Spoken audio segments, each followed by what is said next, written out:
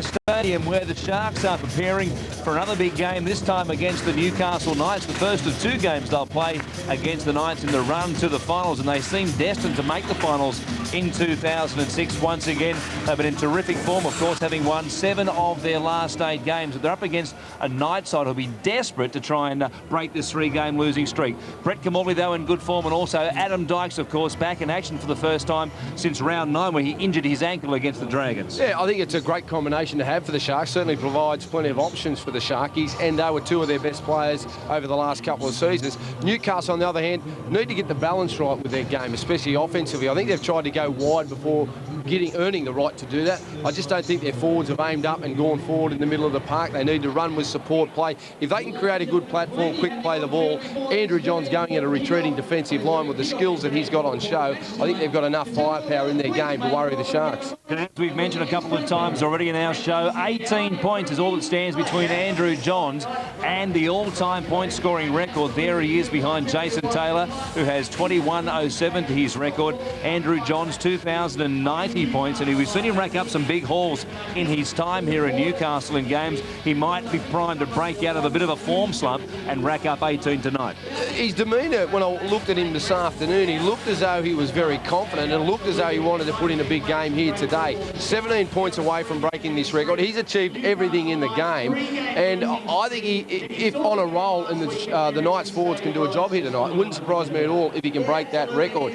Not only do you look at the points scored, but we don't see how much try assists he's had, how many other things that he's done in the game. He's just been a brilliant player for so long, and obviously means so much to this Newcastle side, which is obvious when he's missing because they don't win too many games. OK, let's hear from his coach now. Michael Hagan spoke with Greg Alexander earlier today. Michael, recent form hasn't been great. What do you think's been the problem over the last month or so? Yeah, not exactly sure. I guess if you knew the answers, you wouldn't be coming off the back of 3 losses. But I still think, even though we didn't win the game last week and didn't play as well as we can, I still think there's probably some areas that are on the improve. And I think the fact that Danny Badiris and Kurt Gidley, Andrew Johns are back where they belong, I still think that's when we play our best football. And Nathan Hinton, I think, will do a better job this week than he did last week. So hopefully we can turn it around, and the Sharks are going extremely well. Yeah, just on the Sharks too, their recent form has been great. Probably one of the form teams of the competition. Their forwards going exceptionally well. No, they've been very good. I think they get the benefit of maybe not too many players in the rep footy, and they've just been under the radar a bit and are playing quite well. But their back row in particular have been outstanding, and even their young front rowers have made a bit of name for themselves in the last couple of weeks. All the best today, Michael. Thanks for your time. Thanks, mate. Michael Hagan there with Greg Alexander as we take a look at this Newcastle Knights lineup. Once again, David Siege out of action with an injury, and Nathan Hinton plays his second game in the top grade, of course. Kurt Gidley and Andrew Johns, the halves. If they can get some go forward from the forwards, will be out to prove a point tonight that they can get this side back on track. Well, they've certainly got strike in the halves with Johns and Gidley, but they've got strike on the right side of the field with Matthew Gidley and Brian Carney, 2 of their biggest and strongest players.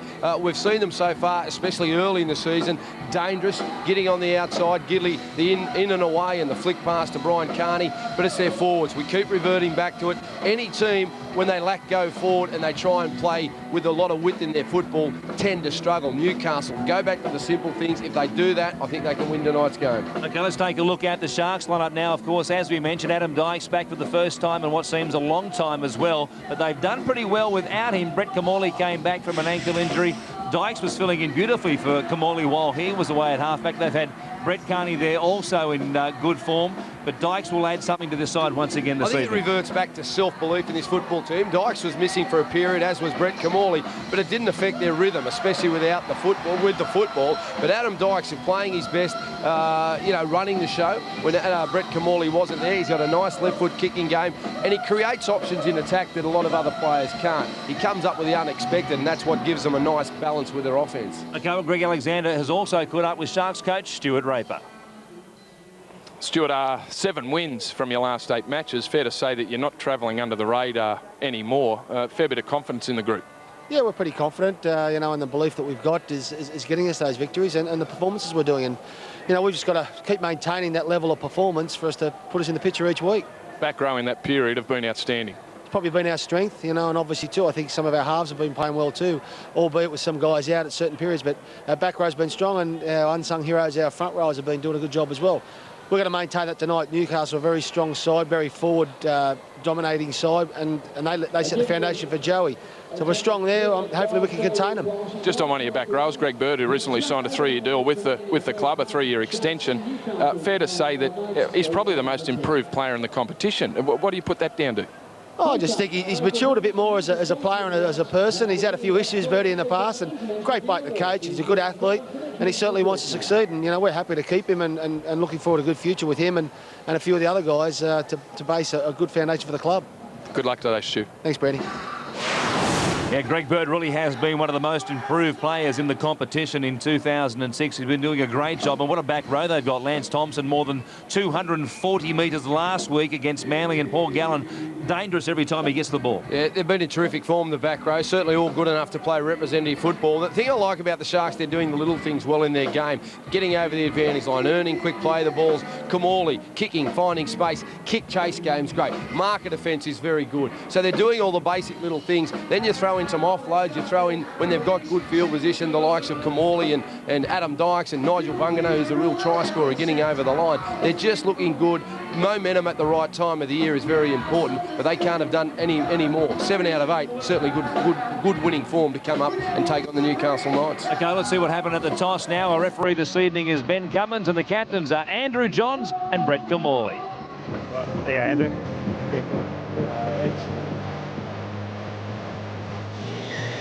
Heads it is. Heads. Thank you, mate. You'll be kicking off that way. Good luck, fellas. Joey, 3 losses. It's an important one. Yeah, we've had a bit of slump mid-year. We started off so well, but you look at the season, we've been going now for 8 months with off-season training. It's bound to happen, so just want to make sure we get out of it tonight. I'm sure you'll see a different team. Now, 18 points to become the greatest point scorer of all time. Is it something that's in the back of the mind? Because if you do get them today, you're well on the way to a win. Yeah, not really, mate, because to score 18 tonight, I'll need to score a few tries, and there's not much chance of that. All the best, Joey. Thanks, mate. Noddy, Sharks have been in terrific form. I think one of the reasons is you're getting contributions from all 17, which you'll need again tonight. Yeah, we are. We're sort of not relying on anyone individually, which is great. As you said, we've all played good for a number of weeks in a row now, so tonight's a good test. They've lost a few in a row, so they'll come out fired up, and mate, we just want to make sure we keep playing good. Good to get Adam Dykes back after 7 weeks with an ankle problem. Yeah, it is. It's good to have him back. Brett Carney played very well, and he will continue to play well for us. And Dykes just gives us a few more options, and we're nearly back to full strength again, which is great. Thanks, Noddy. All the best. Thanks, mate. Brett Kamali there with Andrew Johns. He doesn't think he'll get the record tonight, Joey, but of course, if they rack up quite a score, he might get the 18 with just goals. You never know. Oh, well, you never know, but one thing they have to do is stop points. The last 3 games they've conceded over 100 points. They can't afford to do that against the Sharks outfit. They can put scores on, but I think it's their forwards through the middle, both offensively and defensively. If they can go forward, create space, I think Newcastle can win this. Okay, a game to look forward to here at Energy Australia Stadium, live in Newcastle at 5:30. The Knights up against the Sharks, but right now we'll take you back on Super Saturday to the Fox Sports News Centre, and here's another news update from Luke Elvey. Thanks, Warren. Socceroos defender Lucas Neal has warned Australia can't afford to fall a goal behind when it meets defence.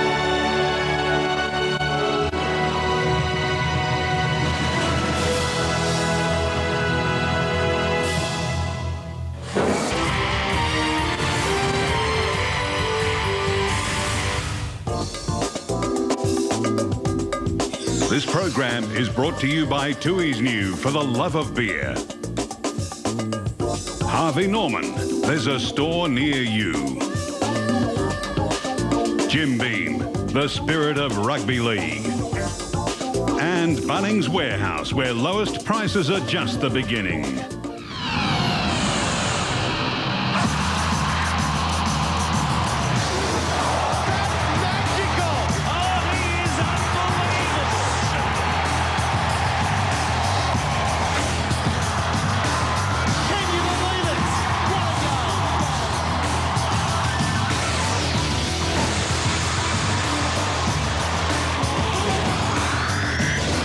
Energy Australia Stadium in Newcastle, it's the Newcastle Knights up against the Cronulla Sharks.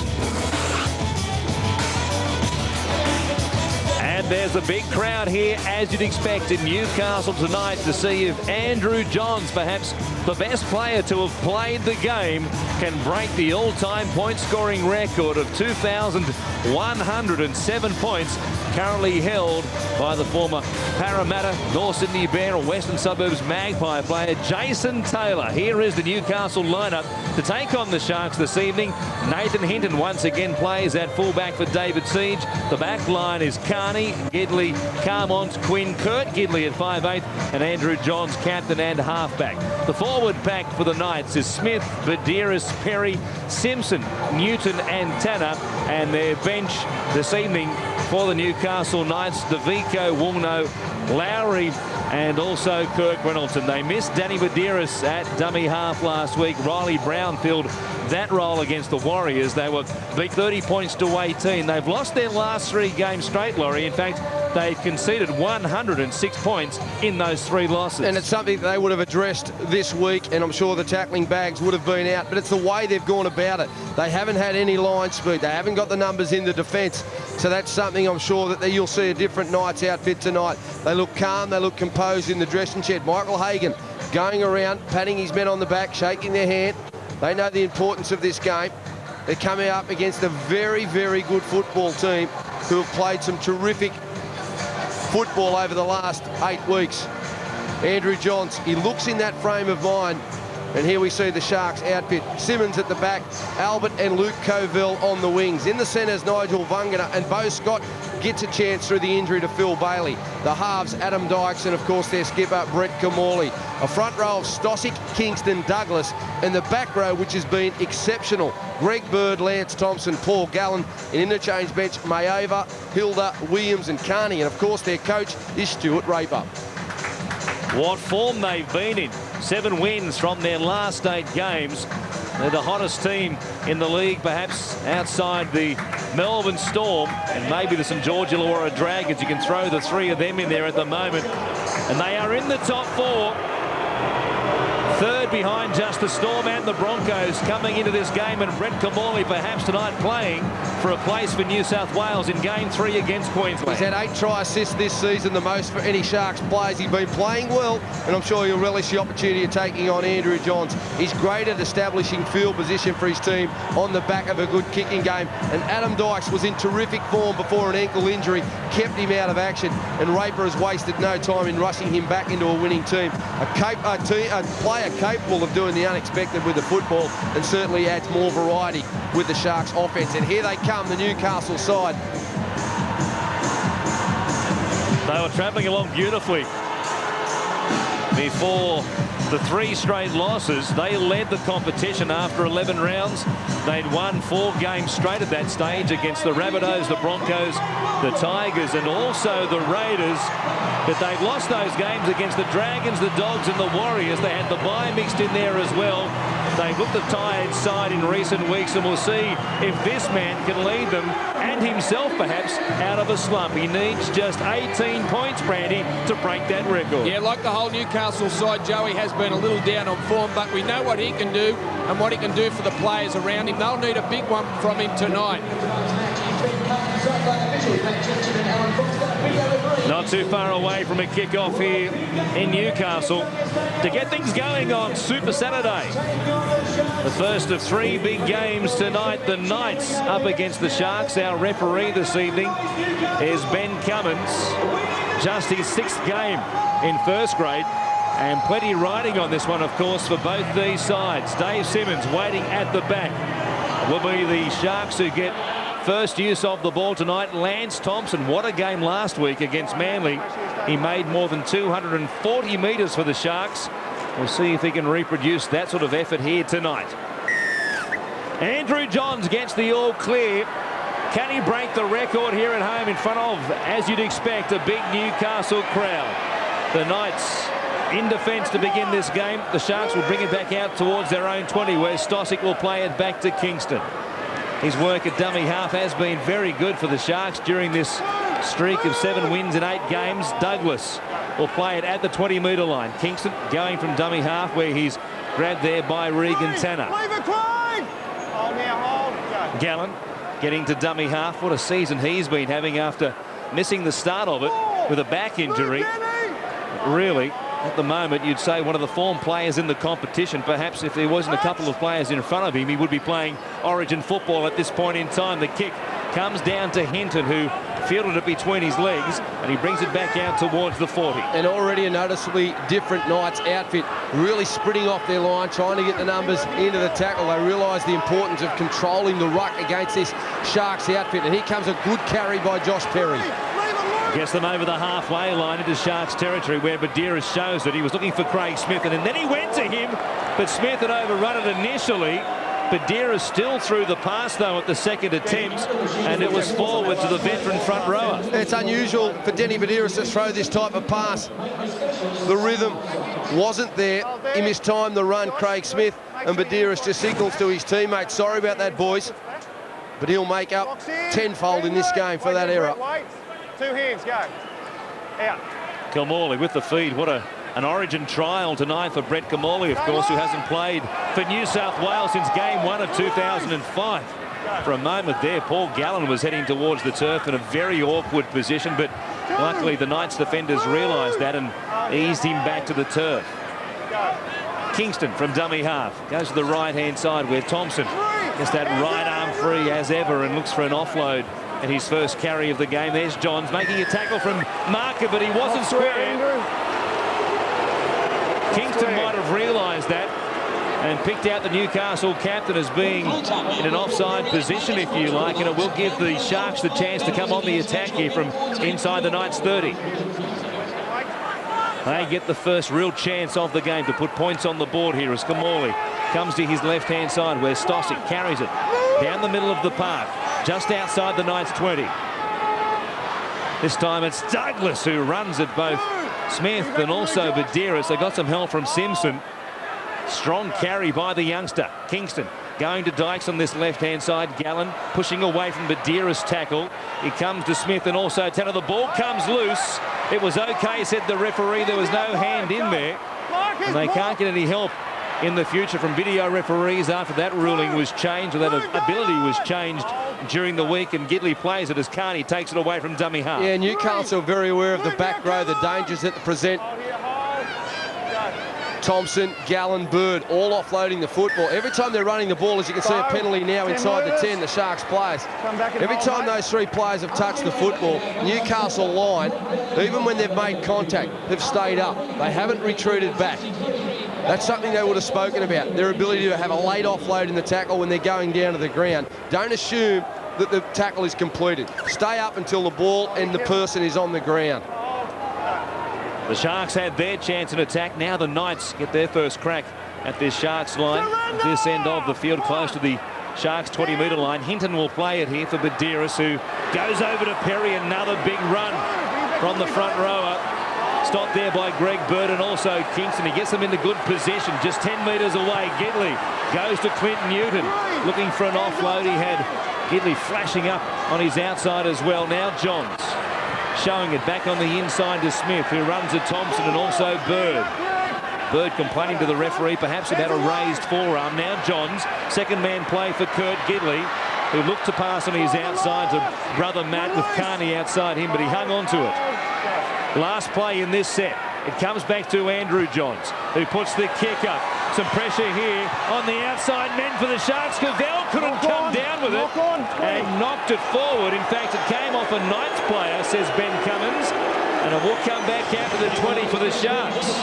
Well, Andrew Johns, 5th tackle, puts the ball high in the air. Quinn knocks it back. I thought it was a knock back. Well, the referee and the touch judge had a pretty good line on it. Perhaps there was a little hand in there after the knock, what looked to be a knockback from Quinn by Carmon, and perhaps he knocked it forward. Here's a penalty again at this end of the field for the Sharks, helping them out of their own end for the second time in as many sets. 5 minutes gone. No score here in Newcastle. They hurt you, the piggyback penalties.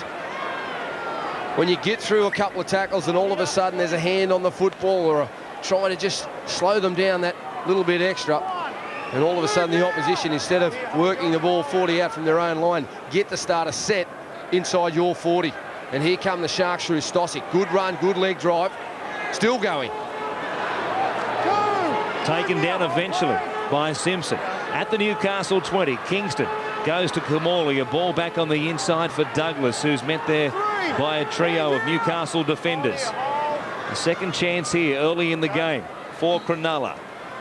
Here's Kamali going to Thompson into half a gap there, which closed between Johns and also Newton, but he was almost through. They keep it going the same way. Here's Dykes taking it to the line, grabbed by the collar, and an important tackle by Craig Smith that saved a try.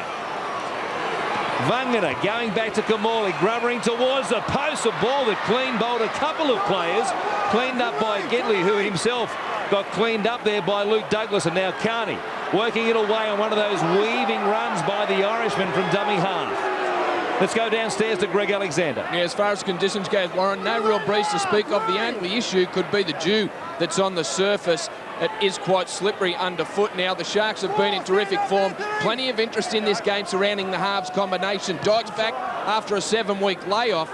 And look, both have been in good form, him and Brett Kamali, but at times when the other hasn't been there. Dykes played well at half when Kamali was injured, while Kamali's been in good form while Dykes was out and Carney was 5'8". How they go and how they stay in the sort of form that they've been in will be important to see how this combination works, because in the past it hasn't been all that smooth. Well, that was the case earlier in the season during that first month and a half or so when they were 1-4 to begin the 2006 regular season. Cavell playing it as Kingston goes to Thompson. Tanner was there with the help of Newton. Another ball out the back from Thompson. We've seen so much of that in 2006. It's always been a real facet of his play, but he's taken that to a new level with the Sharks. Dykes kicking from the halfway line. And will go down the narrow side towards Hinton. And he'll bring it back out to be met there by Beau Scott and also Luke Cavell. It's a great asset to have in your football team when you've got someone that can kick with the left foot. And Adam Dykes provides that for this Sharks team. He's a good kicker of the football, as is Brett Kamali. They've got good variety with their kicks, and it's hard to spot up and put pressure on them, especially when they play from the middle of the field.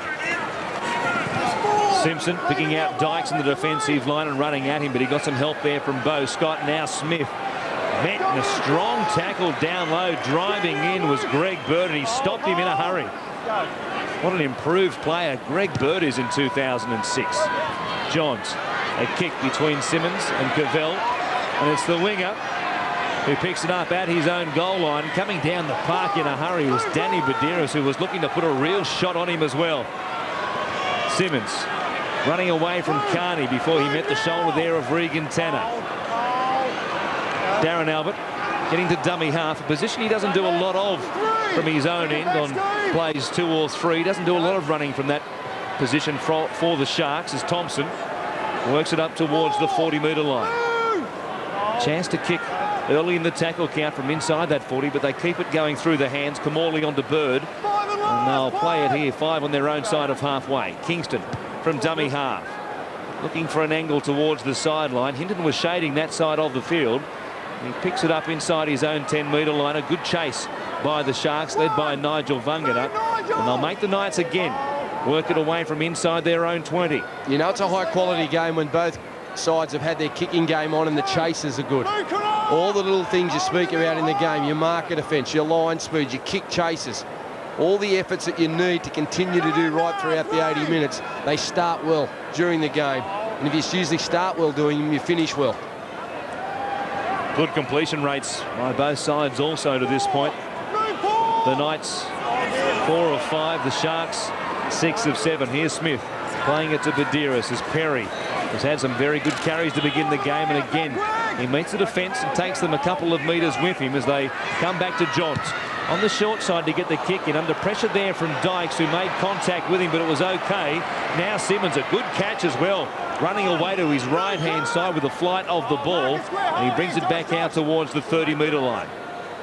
A very tense and tight opening 10 minutes in this game between the Knights and the Sharks, as you'd expect, between two teams in the top 8 at this point of the season. Here's Gallen coming forward towards Kurt Gidley and also Simpson. Matt Gidley in there helping out as well. And Paul Gallen, he needs to be careful with that raised arm when he comes in to make contact with the defenders. I know he's using it as a shield, but they can go wrong.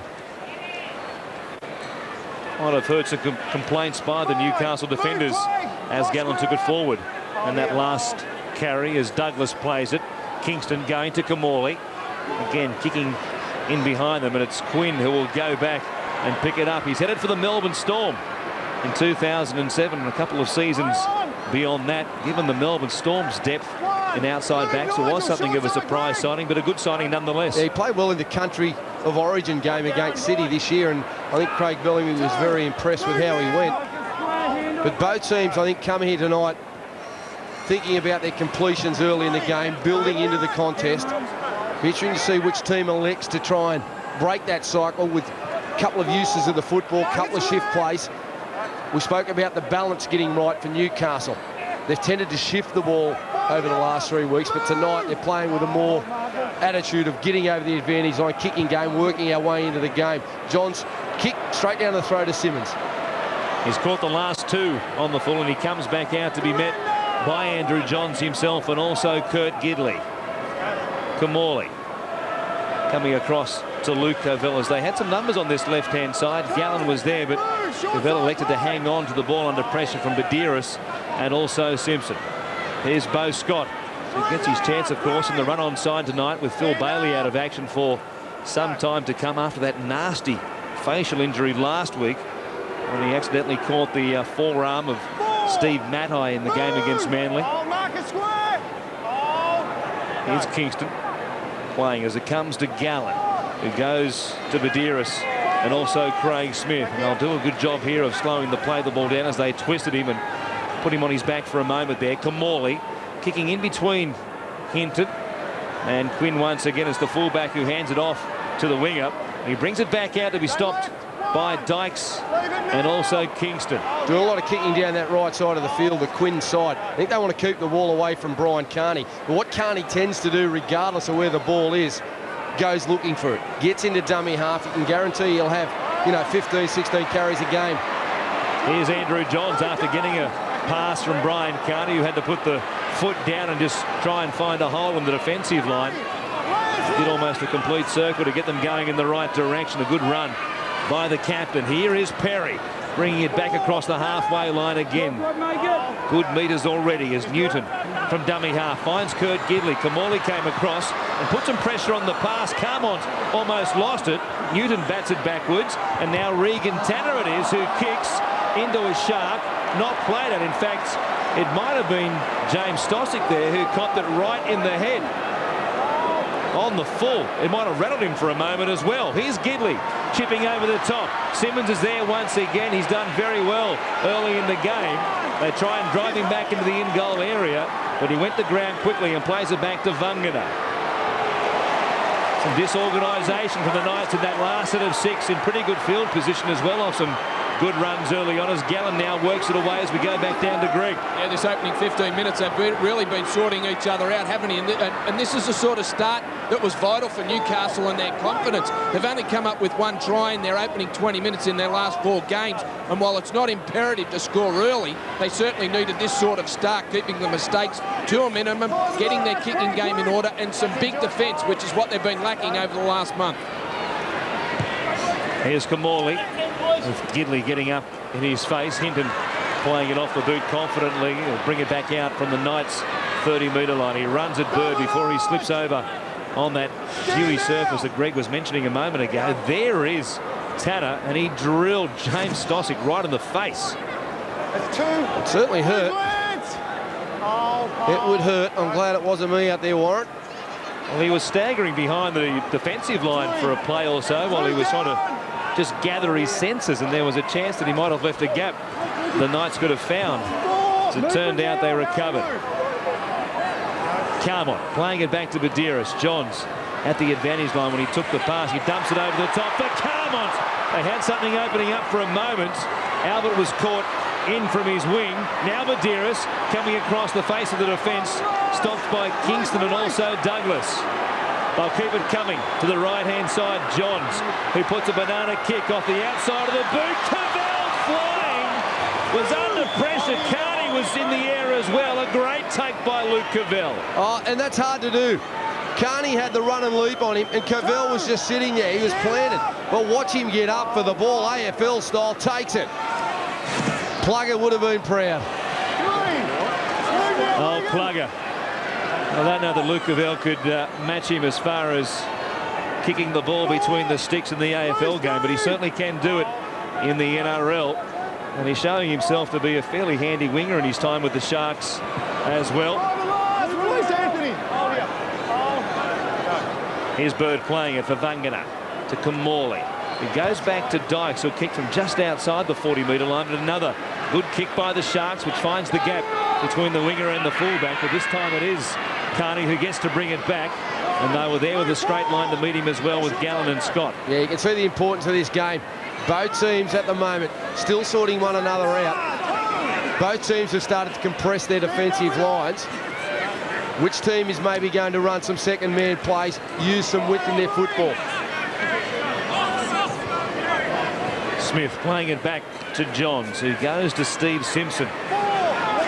He's able to get to Kingston and get a fast play the ball his way, with Kingston making a legs tackle on him. Now Johns, a nice ball to Carmont, who has the Sharks going backwards in defence.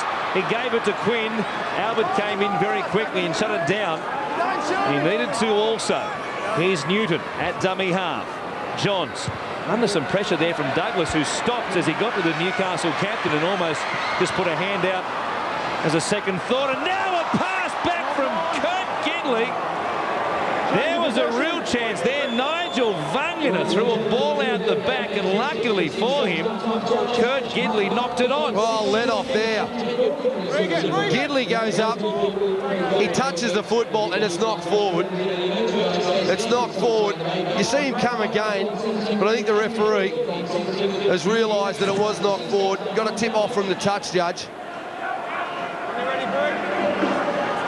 There will be the changeover on the last. There was no advantage for Nigel Vagana as the referee saw it off that initial knock-on. So the Sharks, a minor scare inside their own 20. But they've been very safe to begin this game. Hutch Mayava coming to the sideline, getting ready midway through this first half as they work it away from their own 30-metre line.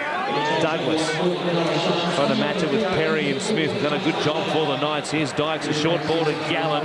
They've numbered up on him on this left-hand side well so far in the game. Tremendous threat for the Sharks every time he carries the ball as Kamali takes it forward, running at both Smith and also Perry. And we'll take one of their kickers out of the options on this last play. It's Kingston again, who waits it pretty well down to the goal line where Quinn will pick it up. He brings it back out to be met by Vagana and also Greg Bird. Very much a safety-first affair here in Newcastle tonight. Andrew Johnson getting longer and longer odds as we speak to break the 18 points, or get the 18 points that he needs to break Jason Taylor's record here this evening. He was probably odds against, as it turned out anyway, before the game. He said as much in our pre-game show, didn't he? He said, well, I'd have to score a couple of tries to break the record, and I'm not going to do that, he reckoned. Well, you never know with this Newcastle side, because they are one team in this competition that when they get on a roll, they can score in back-to-back sets. They can score as quickly as anyone. Here is Johns with the ball, playing it on the last play. Back to Badiris. It'll come back to Kurt Gidley, who kicks and will stay in play once again. There's been very few stoppages in this game. The Sharks picking it up here on their 13th possession for the half already. And we still haven't had 20 minutes in this first half. Cavell taking it up dummy half. Met there by Lukovico. Just waiting for one team to crack. One team to make an error. Completions have been excellent. Kicking game's been great. They're finding space. Chasing's getting there. Thompson playing it for Kingston as they work it forward to the 30-metre line. And they'll play it there. And Mayava will once again go back to Kingston. Here's Thompson coming to Badiris. He had Douglas looming up, and now Gallen. A quick pass out the back to Dykes. Half a chance here for the Sharks. Scott goes across the halfway line. Had he drawn and passed, well, now he gets up and was tackled, said the referee. And it's an area of the game which has been the subject of plenty of debate in recent times as to what constitutes a tackle. But you have to get the feeling from this play here that Beau Scott was certainly tackled by Matt Gidley. That was a tackle. That was a definite tackle. You could see him sliding on his stomach and his forearm. Then he gets to his feet and plays on. You cannot do that. But the Sharks through their back row. Thompson. One out the back, Gallen tipping it over his head, and all of a sudden there was some space for the Sharks on the outside. So DeVico brings the Knights back into attack here. Tackled by Gallen. Badiris goes to Perry, who runs at Douglas, and also Mayava. Looking for an offload, but they've wrapped up the ball effectively. Douglas goes down to try and break a leg off the ground and get him to the ground, but he held his feet. Johns to Simpson. Play back behind the play the ball. Tanner knocking it backwards, picks it up eventually. He had Carmon with him, but he'll concede in the tackle here of both Kamali and Vagana. Just outside the 20. Badiris coming at them quickly. Lovely ball from Kurt Gidley to Anthony Quinn, who almost ran himself across the dead ball. Over the 4. I just want to check the grounding. It was a terrific raid down the short side, wasn't it? Badiris realised there was a chance, and Kurt Gidley's ball was a beautiful pass to that man, Anthony Quinn. Well, they play the short side so well, this Newcastle side, when they're in form. And Anthony Quinn, yeah, that'll be a try. I can remember early in the season against the Bulldogs, they had a lot of success coming down short sides. And Quinn, he's in the field of play, puts it down. This will be a 4-pointer and the first try of the night. We mentioned the fact that he's going to Melbourne Storm next season. He's a good player. That's his 5th try of the season. And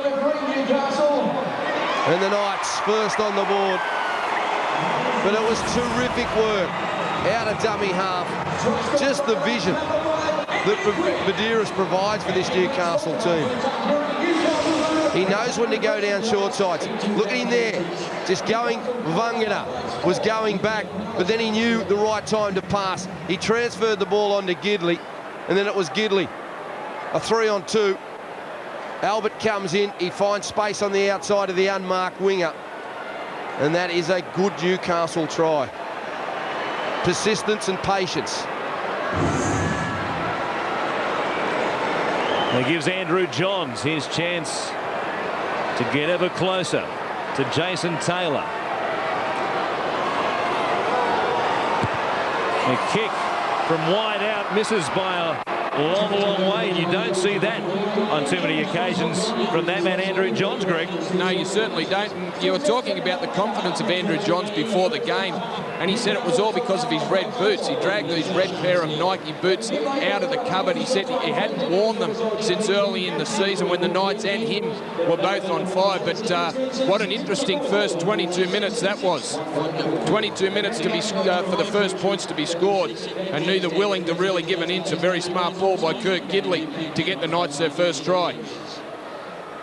Whatever it takes, to try and break this 3-game losing streak. Andrew Johns going back to the red boots. They didn't work for him on that first conversion attempt, but the Knights have the lead.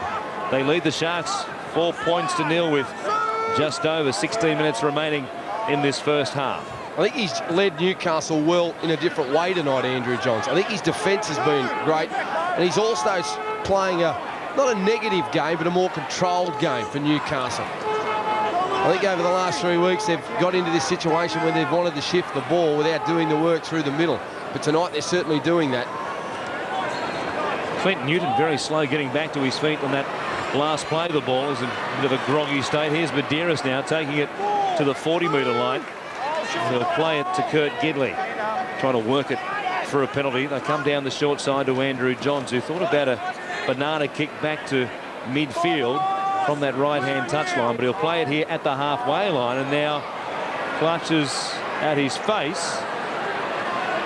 And he also goes back to his haunches, not too happy about something that happened in the tackle there as he tried to fight on his way back to his feet. Here's Simmons under pressure, but doing well to bring it back and stopped there by Kurt Gidley inside the 10. Here's the incident again with Andrew Johns, who was okay going to the ground. And now you see on top of him Luke Douglas there, and perhaps he got a stray boot from the front rower as he tried to get himself back to mark. Just a shin there into the nose of Andrew Johns, and it stung the captain. What players are tending to do there when they make the tackle and they're on the side, they try and spin around to get to marker. Because if they get off where they are, the player gets up and plays the ball, they're out of play. So players are taught when they've made the contact, if they're not in front and on the head of the opponent, to spin around and be there and get square at marker. So Douglas was trying to do that, and a stray boot collects Johns in the face.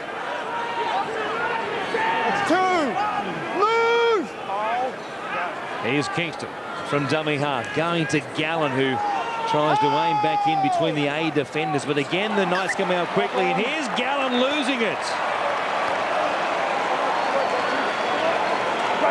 A chance for the Knights to come back on the attack again here. It started to come loose there, and there was no suggestion there was a hand in there from Steve Simpson, who was around the upper body of Paul Gallen. And so the Knights get the chance to extend this scoreline past 4 points to nil. Johns going to Kurt Gidley.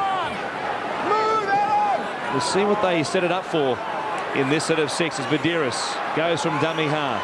Here's Johns to Matt Gidley, running at Scott, and also Brett Kamali, who made the tackle just inside the Sharks 10. Johns, ball back on the inside, carried forward by Luke DeVico, tackled downstairs by Kevin Kingston. They come back to this right-hand side again. Johns trying to get across the line, went very close. Cavell came in and put his legs between the ball and the try line. Now Woolno. He's only a couple of metres away, taking his first carry.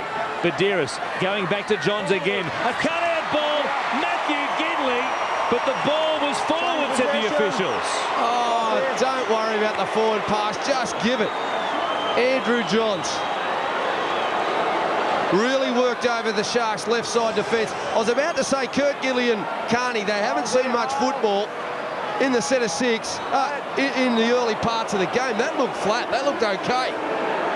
I would love to know who called that. I think the touch judge called it, and he called it on the initial pass from Andrew Johns to Matthew Gidley, because as soon as that pass was made, the touch judge stayed on his spot and didn't follow the play, looking at the next pass, and it might have been a tough call. I think it was a tough call, but what about Johns working over that side of the field? Two of their strike weapons, Carney and Gidley, they need to get more ball in good field position. There's Thompson forcing one out the back. Now Kingston loses it, but there'll be a penalty here for a hand in the play the ball. It was Kurt Gidley trying to slow the play the ball down after the offload on the ground by Thompson. And the Sharks will come back on the attack. Could be a big turnaround though. A four-pointer down the other end of the field there. You can see Kingston diving on the football and Gidley just getting his hand involved if the Sharks were to score in this next set of six. They've got it here just outside the 30 of the Knights as Kingston goes to Thompson. He lines up Tanner and also DeVico, and he plays it right in front of the post. Kingston again going to Dykes, working on this left-hand side. A second-man play for Simmons.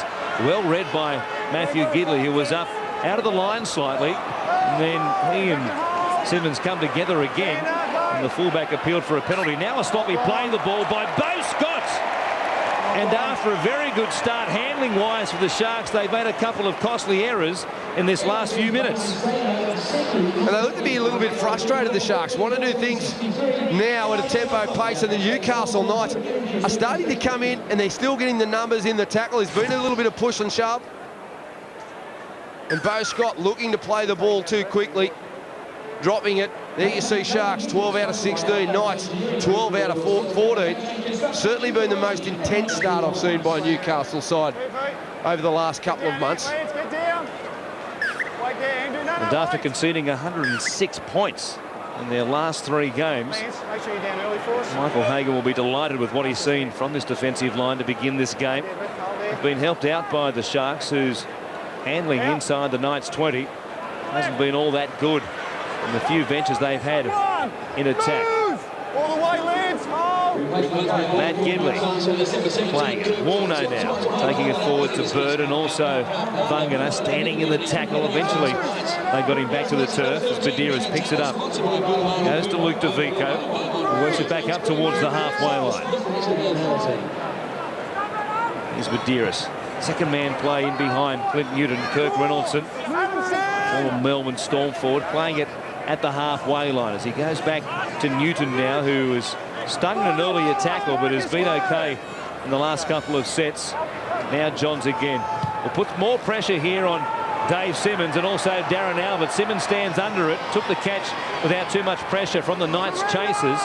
Reynoldson was the closest to him, but he might have been in an offside position because he stayed out of the contest. And now it's Luke Avell who comes in to help them away from outside their own 10. He's developing nicely as a fullback, David Simmons. Came into great as a winger, but tonight he's looked safe under the high ball. He's got himself in a position to receive some kicks on the full from Andrew Johns. He hunts around the middle of the park, but he also knows when to go out wide and when to provide an option out there for the ball players. Here's Thompson, an offload to Kamali. Good pass as well onto Reece Williams. There's a real handful. He gets up, he's not tackled. Play on was the call this time, and that surprised, I think, everybody involved. Williams got back to his feet. He was waiting to hear a call of tackled. I'm sure Andrew Johns and George Carmont were expecting that. And play on was what they heard. Here is Hinton. Losing the ball in the tackle. A flick out the back there. It comes now to Anthony Quinn. Kurt Gidley took a real chance and flicked the ball out the back, and luckily his winger was there to clean up. Well, it was a real chancy play by Brett Kamali coming down a short side with a little kick in behind the line with no chasers.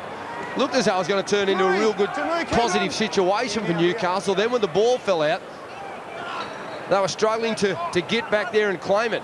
Newton offloading out the back. Comes to Warno, who brings it back to pretty much where Newton passed it from, and now Badiris. Little double pump once again as he passed it to Simpson, who almost lost it there getting back to his feet. Johns will kick it into a gap between Simmons and also Albert. He wants it to sit down, but the ball takes a couple of good bounces for the Sharks and goes across the dead ball line, and we're inside the final 10 minutes of this first half. The Knights 4, the Sharks nothing. How many times do you see that? A kick looking as though it's going to pull up in the end goal and just rolls over the dead ball line. There's not much between a good kick and a poor kick. Here is Thompson playing it as Beau Scott works it up towards the 40-metre line. Carney is out there, giving Kingston a break at dummy half for the moment. And they'll take the play the ball here of Adam Dykes and keep it coming down the short side. Gallen once again met by Luke DeVico and also Steve Simpson. They've numbered up well on him so far in the game. Carney to Dykes, to Thompson. Badiris getting to him quickly once again, but still Thompson looking for an offload there. He was all eyes, hoping somebody might have been there for a little push out. Kamali will kick down to Hinton. It beats the fullback. I don't think it touched him. And once more, like Johns' kick at the other end, it just has enough for the Knights to bring it back out to their own 20-metre line. And we've got two of the best exponents of the kicking game in the business tonight with Kamali and Johns. They find space better than anyone, and they establish field position for their team so well because of it. Look at Carney go. He's so strong, isn't he? He beats a couple of defenders once again before Gallen gets a hold of him and drags him back towards the 30. Badiris to Reynolds, and Mayava had him lined up and got him square as well. Good shot by the bench forward for the Sharks as Johns shows it inside, goes to the outside. Again, there's a gap on that right-hand side as the Sharks look at it defensively. And Quinn was almost away once more. Carmont going to Johns. It comes to Kurt Gidley now, who puts a step on, back to where the ball came from. Another little flick back there. And this time it comes to the Sharks. They've tried their luck a couple of times, and this time Vagana won the race to the ball as Kamali sends the Sharks into attack. Well, he's more desperate to get on the loose ball, Nigel Vagana. Newcastle wanted to just keep flicking out the back. Someone needed to show courage, someone needed to show desperation and dive on the football. Here's Kamali. Good ball to Dykes. Again, Gidley up quickly out of the line. And this time, Dykes forces a pass. Carney picks it up. Almost lost it in doing so. But he's given the Knights possession here back at the halfway line. Some impatience shown by both sides here in the last couple of sets. Carmont! What a lovely ball for Quinn. Simmons won't get to him. And George Carmont creates a second try for the Newcastle winger. And they lead 8 points to 0. Well, the Sharks should be disappointed with themselves. They let Newcastle off the hook. Newcastle had turned the ball over, and the Sharks failed to make them pay. Early in the tackle count, Dykes turns it over himself, and then Newcastle, they go wide. George Carmont attracts 2 defenders, Vagana and Albert, who's got a habit of coming in and relying on his speed, but on this occasion the pass beats him and puts Quinn away, and he was never going to run him down. He didn't trust his inside man there, Darren Albert. He needed to trust Nigel Vagana. Instead, Quinn gets the football unopposed and scores his second of the night, and Newcastle extend the lead to 8-0. Second time that Anthony Quinn has scored a double against the Sharks. And in a low-scoring affair here so far in Newcastle, an important try with 5 minutes remaining before half-time. Johns from pretty much the same position he attempted the first conversion from. This one's a better strike. Newcastle lead the Sharks 10 points to 0. And now that magic number for Andrew Johns is 16 points to break the record. Oh, the red boots came good for him then. They certainly didn't in his first kick. But look, completion rate's been good for both sides. Just a couple of mistakes from the Sharks in the last couple of minutes. The intensity in defence has been fantastic from both sides. I thought they got a rough call on the early try by Brian Carney down in the right-hand corner. That was the one they got back. A great kick there by Andrew Johns, but a poor defensive read out on the right-hand side by Nigel Vagana, and Darren Albert really led to that try. They had the numbers there. They should have wrapped the Knights up. Simmons gets us back underway as Warno it is. He'll bring it back out for Newcastle. Looking to break a 3-game losing streak, and they're on track to this point, 4 minutes out from half-time. It's Todd Lowry. It's been very good in 2006 for the Knights, whether he's in a starting role at either lock forward sometimes, 5'8". In others, he's played some games there or coming off the bench most recently. Here's Johns, got the ball from Badiris, and they're coming back at them in a hurry here. They're just 40 metres out from the Sharks line with a couple of tackles left in this set as Badiris goes to Craig Smith. Down low, Reece Williams put his body on the line to stop the front rower. Bird was over the top, and Badiris will come to Johns on the last, looking for a field goal attempt of all things. Perhaps he's thinking about maybe 17 points tonight, not 18, to tie the record of Jason Taylor. No, I think in a tight contest, he's looking at getting points now rather than at the end of the game. While it may seem strange, 3.5 minutes to go.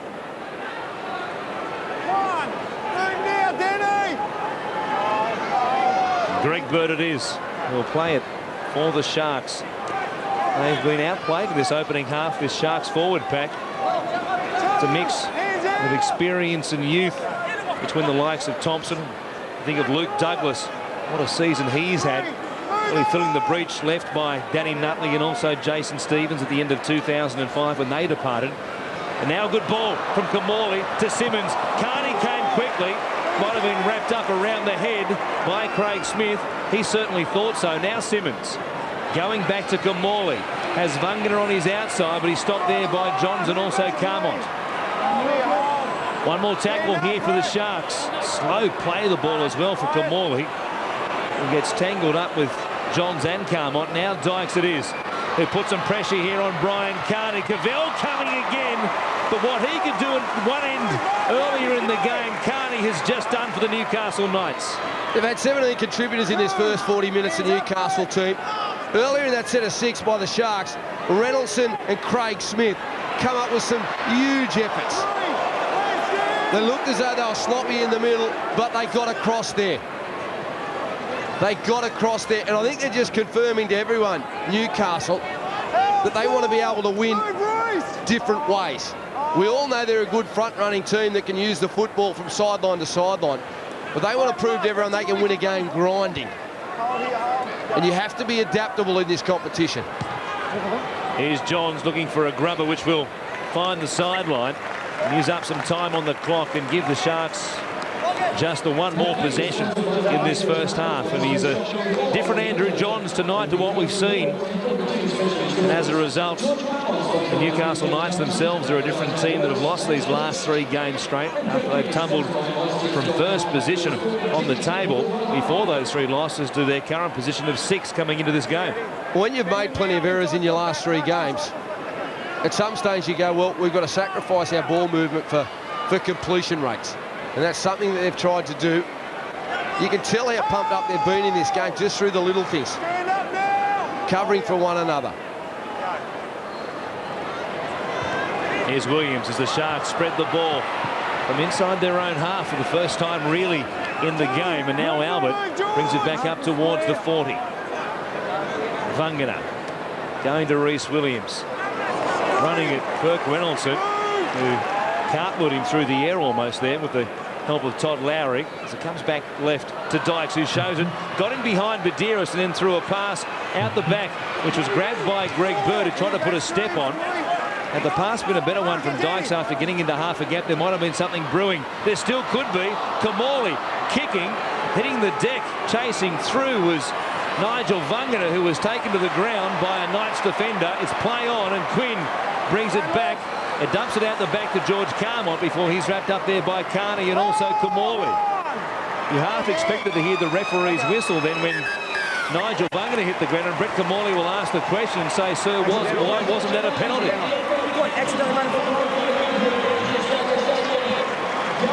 He will get no joy from the referee, Ben Cummins. And at half-time here in Newcastle, it's the Knights who lead the Sharks 10-0 on Super Saturday. We will take a break and come back to look at all the first half highlights in just a moment. Anthony Quinn has a double. Stay with us.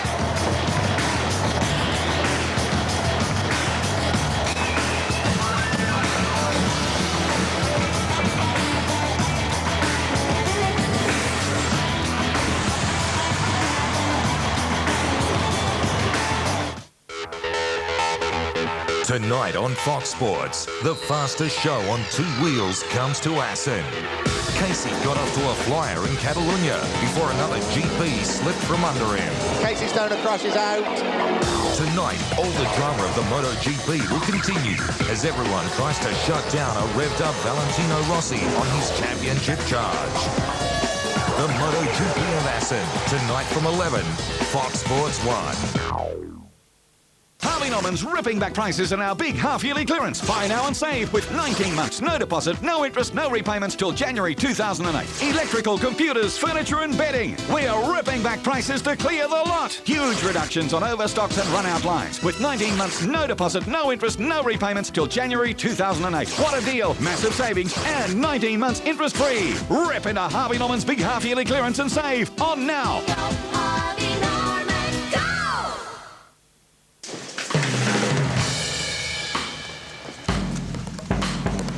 Not this. Not that. Not whatever. Not a trend. Not an afterthought. Not a quiet night in. Not a compromise. Not for everyone. Not meant to be. It just is. The bourbon. Watch your heads, guys. Dad! I wish we had a bigger car.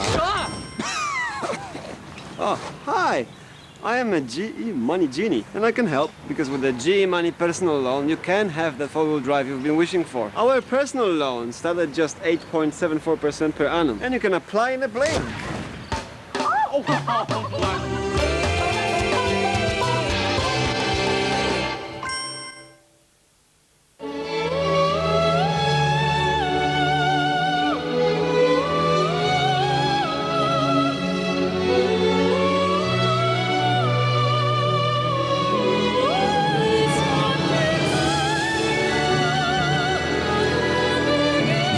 On the move. Keep it alive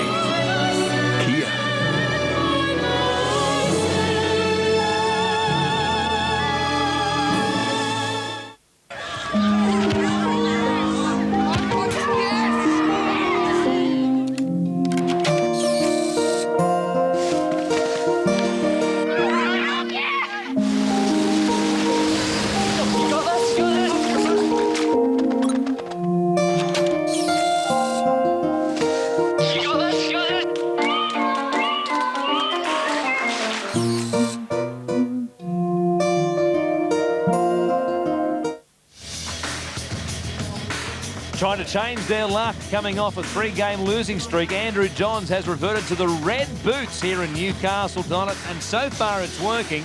The Knights lead the Sharks 10 points to nil at half-time on Super Saturday. A game of great intensity to get this one underway as we take a look at some of the highlights from the first half. Of course, the stats also will tell a story. Good completion rates by both sides, and the possession has been even. It's been a terrific contest, this game. The penalties have kept to a minimum, but it's the way that the teams have come out here and really played, as you mentioned, the intensity. The Knights only making 3 errors. At the back of the game, Sharks started to make a couple of errors, and in tight games, when you make errors, usually you're made to pay, and that was the case for the Sharks in that first 40 minutes. Let's take a look at the first try of 2 scored by Anthony Quinn, and it was set up by a raid from dummy half by Danny Badiris.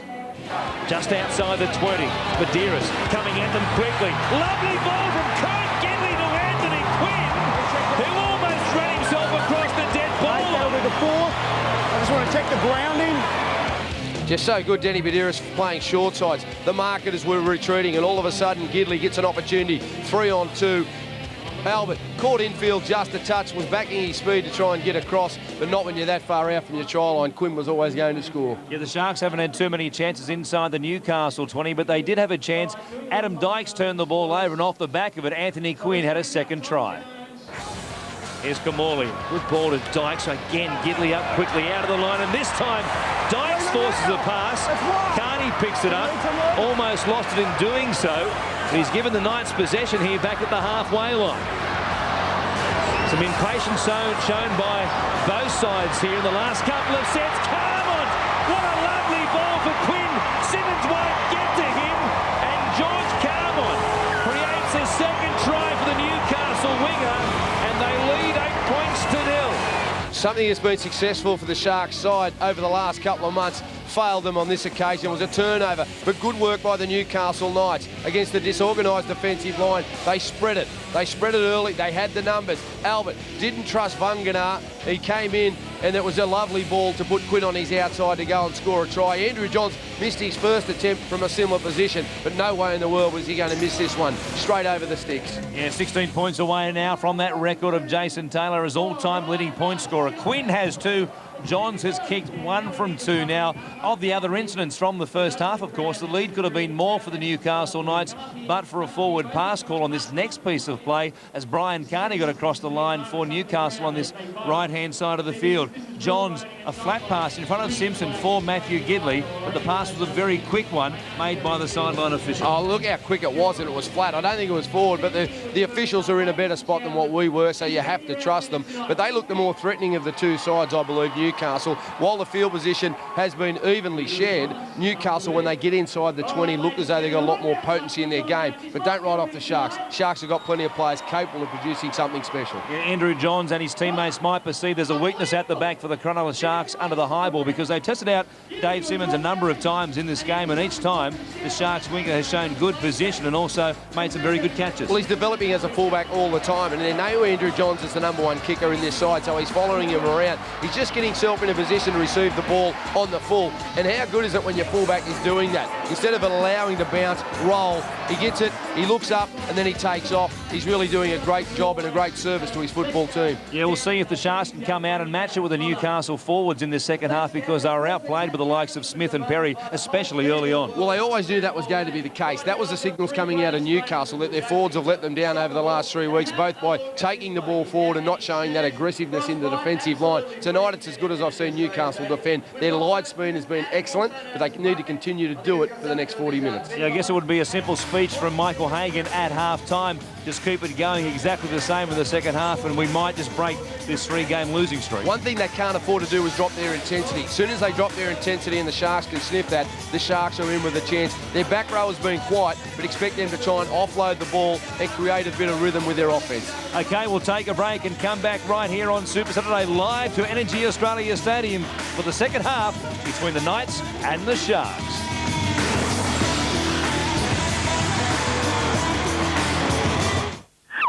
This week weekend, Bunnings Warehouse are having a huge stock clearance. Out it all goes. So get in quick. 10-pack of 75-watt light globes, $2. Set of 3 Redline toolboxes, $39.89. Ryobi Universal Multi-Stand, $89. GMC 500-watt spiral saw kit, $84. 6-piece combo cooler, $22. Construction adhesive or gap filler, $185 each. Bunnings Warehouse. Lowest prices are just the beginning.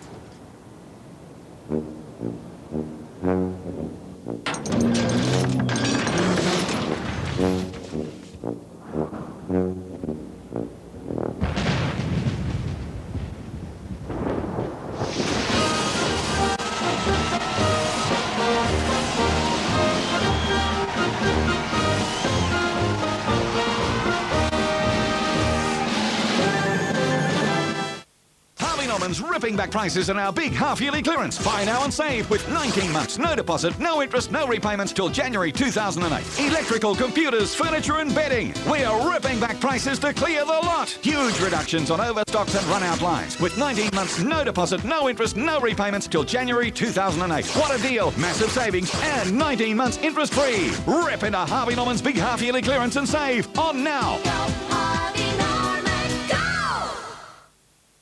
Sick of waiting for internet pages to load? Introducing Dodo's new high-speed dial-up accelerator technology. Increase your dial-up internet speed up to 19 times for free with Dodo dial-up from just $4.90 per month. Change to Dodo dial-up and browse at broadband speeds now. Does your hair need to get in shape? Garnier Fructus Fortifying Shampoo with active fruit concentrate makes hair up to 5 times stronger and gets it back in shape. Garnier Fructus Fortifying Shampoo.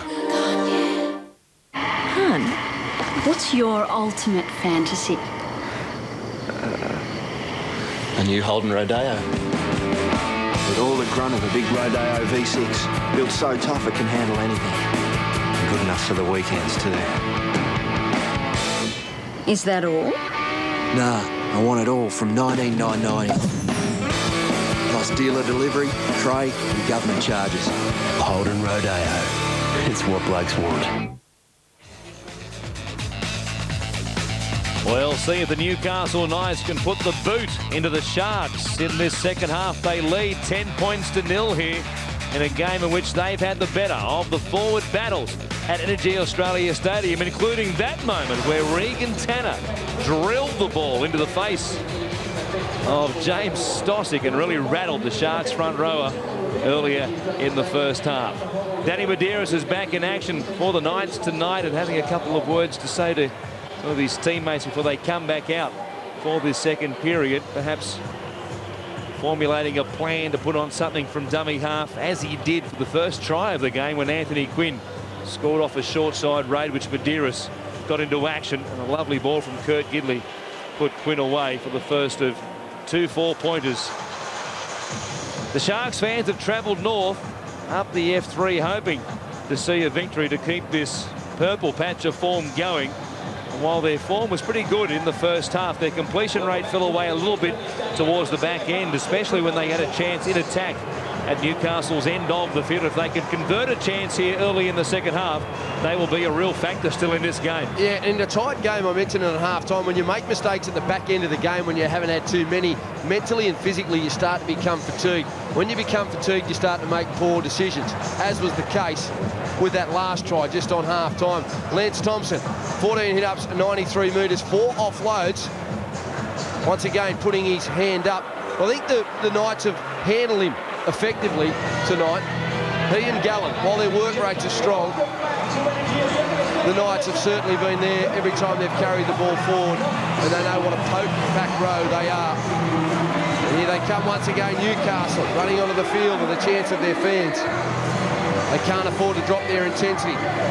Two-try hero in the first 40 minutes, Anthony Quinn. 165 metres, 2 line breaks, 2 tries. Great effort, needs to repeat it. Andrew Johns, not the knock to the nose, a little moment with Luke Douglas in that first half where they came together as Johns was trying to get back to his feet to play the ball. And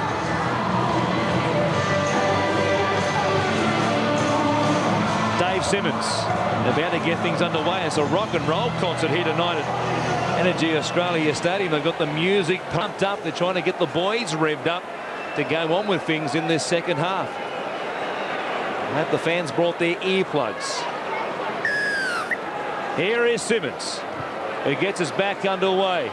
The kickoff, a wobbly old one as well, which made it very tough for Hinton. Luckily, he was able to hang on to it, and it's Warno who brings it back out to the 20-metre line to get us underway for the Knights. Spadiris from dummy half will go to Reynoldson. Down low, making the tackle was Reece Williams, who likes to favour that style of tackling. Down low, around the legs in a one-on-one situation. Lowry playing it back to Badiris, and now Johns will kick. Early in the tackle count from inside the 40, Cavell might have been expecting it because he was back there inside the Sharks 20 waiting for it, and now fends away from Kurt Gidley before it's Lowry who wraps him up midfield. He might have been expecting it, but Andrew Johns loves setting up wingers. Kicking early in the tackle count, kicking from inside the 40. He may do it a couple of times, and then when the winger starts to drop back a little bit more, all of a sudden Johns elects to run the ball and pass it out to his outside man. Here's Vagana feeding it to Kamali. The Knights up very quickly in almost an umbrella-style defence midfield there, trying to shut down the Sharks. And Mayaba picked up barely a couple of metres on the play. Now Kamali shuffling it back on the inside. Gallen, a lovely ball for Carney. Puts a step on, but Dearest reached out and knocked him to the ground. The Sharks get a roll on to begin this second half. Here's Kamali going in the air. He was taken down by Lowry. Now the ball is grabbed by Bird. Flung out the back to Nigel Vagana. And what a way for the Sharks to get the second half underway. A spectacular piece of play by Greg Bird. A catch, a no-look pass, and a try to Vagana. Well, we spoke just before half-time how they backed their ability to use the football. And Gallen, the offload. Carney backing up in support.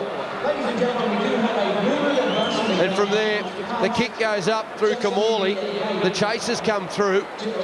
And Greg Bird does a terrific job. Takes the ball, a no-look pass. He knows he's got support there. And Carmont was just hanging back. He was in two minds whether to go to Vagana or if he got it out the back to stay out and be alert. And there's the no-look pass. Try-scoring machine, Nigel Vagana. And they needed to be first to score in the second half, the Sharks, and they have done that. Their back row, though, Bird, Thompson, Gallen. Offloaders of the football. Got to be aware, got to close down the space, and they're runners.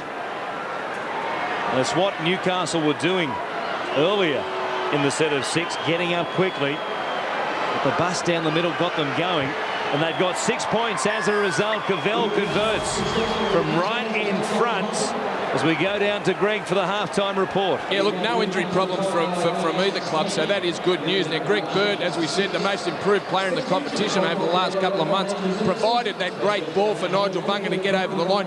You knew the Sharks wouldn't panic. You knew they wouldn't panic because they've won games from all situations in their run of wins over the last couple of months, but they did need to be the first to score, and they've certainly done that. It's game on now for the next 35 minutes. Here is Lance Thompson. It's always game on for an offload for Lance. As the Knights almost get possession back from a goal line dropout. Adam Dykes was under pressure there from Craig Smith, who almost drove him back into the in goal. Now Lowry comes in with a flop. That's a big penalty. It was a poor offload by Lance Thompson. Put his team under a lot of pressure. They would have been second play in. Thompson off the kickoff. Oh, going down like that, no support there. He was lucky to get away with that, but as we say, that's the way they play. Williams running at Lowry and spinning in the tackle as he brings it back up towards the 40-metre line of the Sharks. Kamali, again, seeing that defence come up quickly on the outside. Kurt Gibby leading the charge outside him. Carney giving it to Hutch Mayaba, who takes it across the halfway line. Back in good field position once again. A couple of plays left in this set of 6. Here's Gallen, another chance. Carney will score under the black dots, and the Sharks in a moment will have the lead. This game has been turned on its head. What an incredible start to the second half. Back-to-back tries in a matter of minutes to the visitors, and in just a few moments' time they'll lead 12 points to 10, and Andrew Johns might be in trouble. Well, he's walking over slowly to his teammates, but the Sharks bounced out of the blocks in the second half, and then a lovely switch play. Paul Gallen back through the middle of the ruck, and there Carney backing up in support. We spoke about how the Knights were doing a good job on the back row of the Sharks in that first 40 minutes. But they just continue to come. They continue to carry the ball, and they carry it with momentum, and they carry it at speed. And Carney, who's been a terrific player for the Sharks this year, scores under the sticks. And in the twinkling of an eye, the Sharks are about to lead this football game for the first time tonight. Cavell again from right in front puts the Sharks in front. 12-10, and the Knights' heads must be spinning now. Here's Lance Thompson taking the ball forward. Andrew Johns making a tackle there in the lead-up to the try. Might have injured his right arm just there. I did see him carrying it at one stage in the first half also, so it might have been a knock from that first half. And of course he has that right elbow heavily taped as well, but Mayaba brings it back out with a whole new complexion, having taken over this game. The Knights were in command at the break, but no longer. It's Reece Williams, and in a strong tackle between the 20 and 30-metre line. John's back there, looking urgently now at the Sharks' tide that comes towards them. And they've done well, and as you said, it's the back rowers that we highlighted before the game, Laurie. They've done things, and here's one of them, Gallen, who poured through that huge hole created by Adam Dykes, just floating to the left-hand side, and he came back in between the A defenders and was away and running. Thompson now getting a bit of a roll on as well, taking them across the halfway line. Last play as Carney goes to Kamali, who will just kick in between them this time. Quinn it is who picks it up at his own goal line. And now there's some pressure on the Knights to work it away from their own end. Well, they've certainly started with a lot more intensity in the second 40. The Sharks running more aggressively. They're running with support players, and they're finding space. Newcastle, line speed, non-existent. First 40 minutes, it was tremendous. They need to go back to what was working for them in that first 40. They built their game on defence. Here's Warno, getting them going towards the halfway line. They'll play it back here for Danny Badiris. He goes to Johns, an inside pass for Simpson, trying to replicate what Dykes and Gallen were able to do just a moment ago for the Sharks. And it's Johns again on the last play, who will kick away from Simmons down towards Darren Albert, who lets it bounce into his own in goal. He might pay the penalty. He made it back, but only just. He took a chance by letting it bounce a couple more times than maybe he needed to. Simmons it is who will play it to Kamali as they find themselves wedged into a corner here after 3 tackles, 10 metres out. And now the Knights will be able to weigh him up and try and put a real shot on here. And the next man who carries the ball again, they're still up against the sideline. Gallen playing it. They need to get it back to the middle of the park, and that's where Thompson heads. And now they'll at least have an option either side of the play the ball to get a kick away. Carney will come back to this right-hand side, and it's Kamali. It doesn't have much pressure on him, surprisingly, given the way Newcastle dominated that set of 6 with their defence, Greg. Yeah, look, and just on one of the Sharks players, it's certainly provided some spark since he's been out there. Brett Carney just making that tackle, been rewarded for his good form over the past 6 or 7 weeks, even with Adam Dykes in, by getting a bench spot. That was his good run that got them in field position for the first try, and his backing up off the Paul Gallen bust that scored the second. He's certainly been a good pickup for the Sharks this season from South Sydney. Here's Medeiros flopping to the ground, looking for a penalty. Not getting one as Woolnough takes it inside the 20. He beats the Carney tackle. Mayava's got him. He's still looking for an offload out of Woolnough. He'll play it 10 away on play number 5. Here's Johns, a ball for Craig Smith. There was no stopping him. What a ball from Andrew Johns, timed beautifully for Craig Smith. And the veteran crashes across for his first try in 2006. And he's been great tonight off the football, Craig Smith. Come up with some try savers in the middle of the park, some desperation defence, and Andrew Johns loves that play. Looks as though he's going outside, but he fades back down through the middle. And Craig Smith put the foot down, straight through, straight over the top of David Simmons, and scores near the sticks, and the Knights go to the front once more in this ball game. He's been great tonight, Craig Smith. 28 tackles, 6 carries of the football, but some of those tackles have been telling. And there's the conversion from Andrew Johns, who makes it 16 points to 12. They hit straight back after 2 very quick tries from Nigel Vagana and also Brett Carney. And the oldest man in the NRL, it is Craig Smith, who gets across the line. And the pass from that man, Andrew Johns, there's Craig Smith. Super piece of play. Something he doesn't experience very often either. That's his first try of the season for Craig Smith, and played 145 first-grade games so far. It's only his 5th try of his career. And a long time coming, that 5th try, hasn't it? Here is Reynolds. The Knights have just steady things with the 6 points, and now Adam Woolnough brings them back outside the 20. Craig Smith is there, putting his hand up looking for another carry, but this time it's Carney who bounces out of dummy half. Lance Thompson might have been penalised there for going on with it after Carney was called to play the ball. Now Medeiros gets it back to Kurt Gidley, throws a lovely ball for Andrew Johns, who has Newton, and now Reynoldson with him. It comes back to Kurt Gidley once again, and then linking passes and finding half gaps. Medeiros, a flat pass for Craig Smith, who comes at Carney again, who was steamrolled in the lead-up to that try. Medeiros to Johns.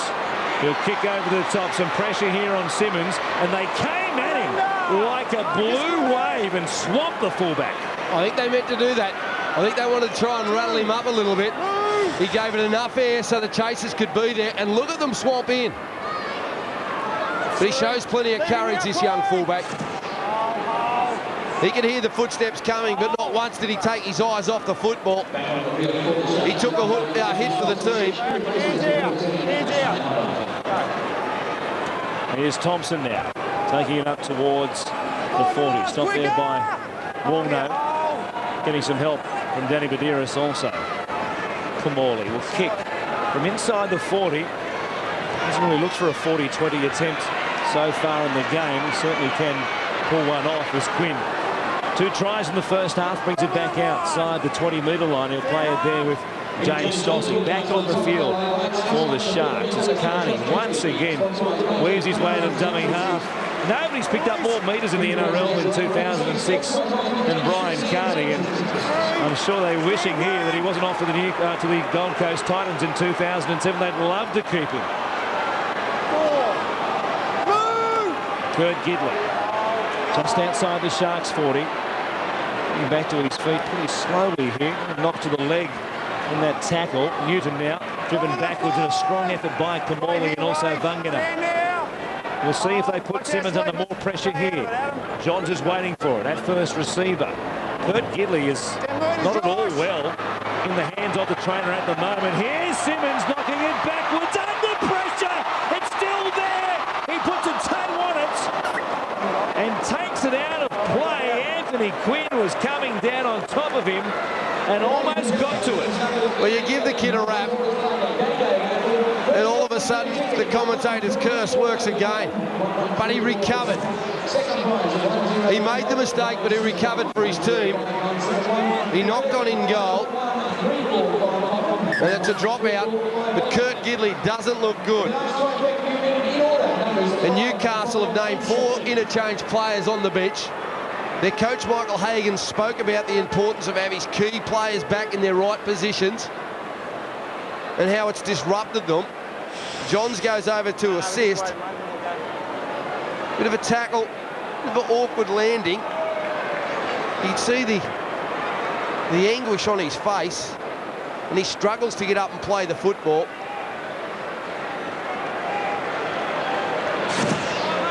And now they have to do it without their 5'8". They've got to play one of their back rowers in that position. How much will that affect them?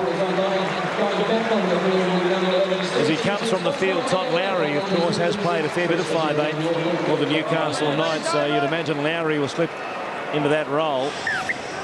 You take a look at the moment, once again, he just caught that right ankle there, you see, under the weight of Greg Bird. He rolled inwards. It might be a sprain that will keep Kurt Gidley out of action, perhaps, for the rest of the game. We'll get a report from Greg in just a moment as Reynoldson takes it forward to be stopped by Thompson and also Bird.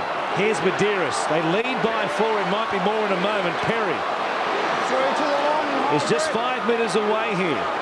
Johns on the short side, waiting for the ball from Medeiros. He gets it as well, but the pass is a terrible one. Carmon picked it up and then almost laid something on for Anthony Quinn, and then it's grabbed by Albert. It comes back to Carmont, and it's 6 more tackles for the Knights as well. Johns floating across the face, going right. There are numbers for the Knights if they go there. Hinton eventually does. Simpson to Matt Gidley with Carney on his outside. Great tackle by Greg Bird. That's just play 1 though. Simpson getting away from Beau Scott. The Sharks under enormous pressure here. Medeiros to Johns. Second man play. It comes wider still. Carmont has Albert coming up in his face, and Kamali helps to wrap him up. They are stretching them from sideline to sideline. Here's Johns. The decoy runners in front of Todd Lowry, who's grabbed by Greg Bird a couple of metres out. Medeiros again, going himself this time. Thompson and Bird weren't going to fall for it. This will be the last. Can the Sharks hang on as it goes to Johns, who grubbers, putting Simmons under pressure. He might have got a slap across the chops from Matt Gidley for his trouble, but after he made the initial mistake, they've done very well. Great defence there by the Sharks. They worked hard as a unit. They pushed off their line. They covered from inside out. That's what you expect from a top 4 side defending their goal line. The urgency was there. The commitment was there. One thing Newcastle haven't done a great deal of tonight is give Matthew Gidley a lot of early ball. Thought that may have been part of their plans to try and go up one-on-one against Beau Scott, but here comes Adam Dykes with the football. Nigel Vagana beats Anthony Quinn to give it to Darren Albert. Now there's a chance to see him in action. A great ball back on the inside for Williams.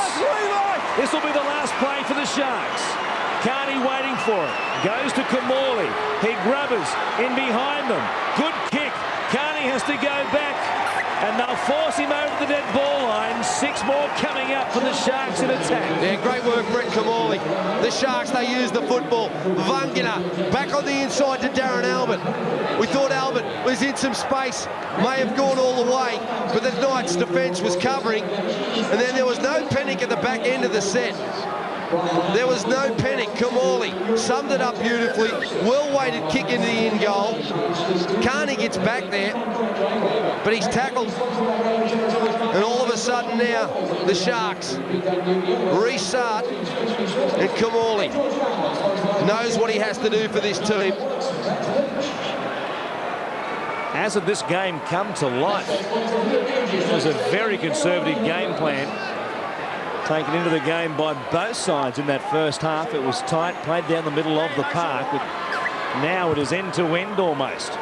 The Knights had their turn to extend the lead. Now the Sharks get a chance to come back and once again perhaps level up or hit the lead themselves. Mayava making big contact there with the Knights defenders, DeVico and Simpson. Greg Bird losing the ball, but there were two in the tackle.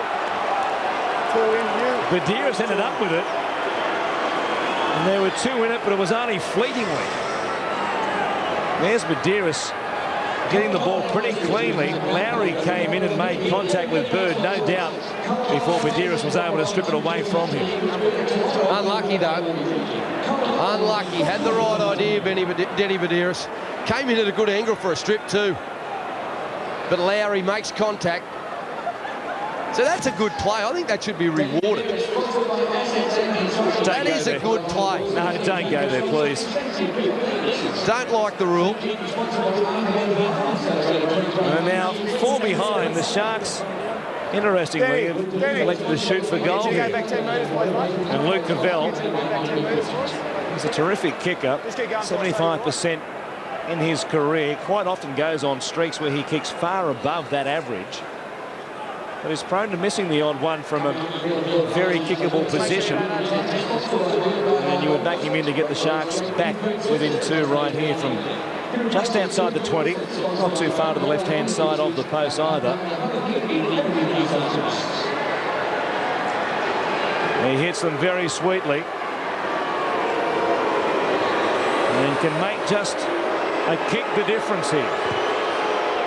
That's what he does. There was no doubt in the left boot of Luke Cavell. We've got a thrilling 20 minutes coming up to complete this game, Greg. Oh, we certainly have. Just some news on Kirk Gidley. Medial ligament damage to his right knee. Not sure of the extent at the moment, but enough to keep him out for the rest of the match.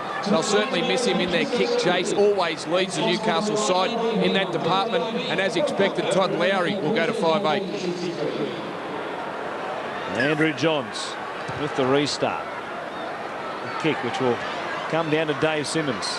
An easy one to take once again with a lot of spin on it. Haven't kickers perfected that type of kickoff in the last couple of seasons. It doesn't spin much and is always an awkward one for the men at the back waiting to take it. Here's Carney waiting for the Douglas play the ball. Comes away to Matt Hilder, who's had to wait a long time to get his chance in this game. Here's Carney going to Williams. Let's take a look at that kickoff again. Some of the best cameramen in the business here tonight. Look at that. A lot of spin on that ball, just floating through the air. Loz used to love taking those ones on shore. Here's Carney again, getting away from them. Come back to the kick in a moment. On the inside, Dykes is backing up and puts it down. A real chance there for the Sharks. And now there's a chance that Matt Gidley might be pushed back into the in-goal. Beau Scott did pretty well to wait for him to get back to his feet. Well, there wouldn't have been an advantage there to the Newcastle Knights. So it would have come back out. Oh, things are getting nasty here. Gallen and Carney. What do you got? Al, what do you got, mate? Okay. Four. Let's have a look at this again. Who you got? Brian Carney comes in. Paul Gallen resents the fact and gives him a swat with the left hand. Just mate, I want Blakes to walk away for us, please. Just go away, thanks. Just stay here. 4. Yeah, mate. 4. You've instigated them, mate. Once you make a tackle, you've got to let him release him straight away. The penalty go against you. Make sure you clear the ruck straight away. Like the push there wasn't part of the tackle, so he's coming in. Look, it goes against you. Penalty. On the face of it here, the Sharks are a little bit unlucky because you've got to take it by the letter of the law. And look at this with a fine-tooth comb. And Brian Carney could have easily been penalised by coming in and interfering with a man who was involved in a tackle. Yeah, you see that every tackle. You see that most tackles. Dominant one. But Gallen, he shouldn't have reacted the way he did. Perry now beating a tackle and almost getting on and taking it across the halfway line. They've got a roll on as a result, though. Johns going to Lowry, who stopped. And a good tackle, 40 out from the Sharks line. It was made by Luke Douglas. Here's DeVico running at Stosic. The ball out the back, putting Nathan Hinton under pressure. And he gets up to beat the tackle.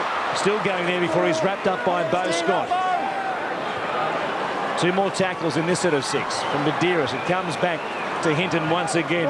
He went very close to scoring last week for a double move of the call against the Warriors. Here's Johns, a crossfield bomb.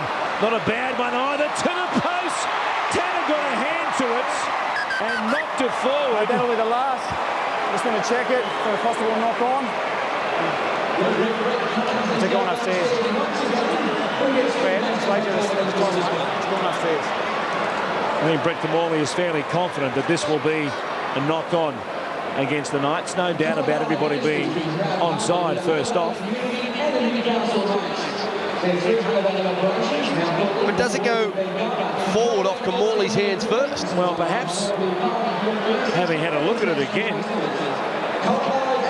maybe Tanner didn't get a hand to it at all. And Kamali actually knocked the ball back onto the post. Tough to call from this particular angle here. I think Kamali has touched it first, and then it's gone into the hands of Tanner, who has knocked it forward. It won't be a try, but the important thing is who will get the start with the football. Well, you can't tell from that angle.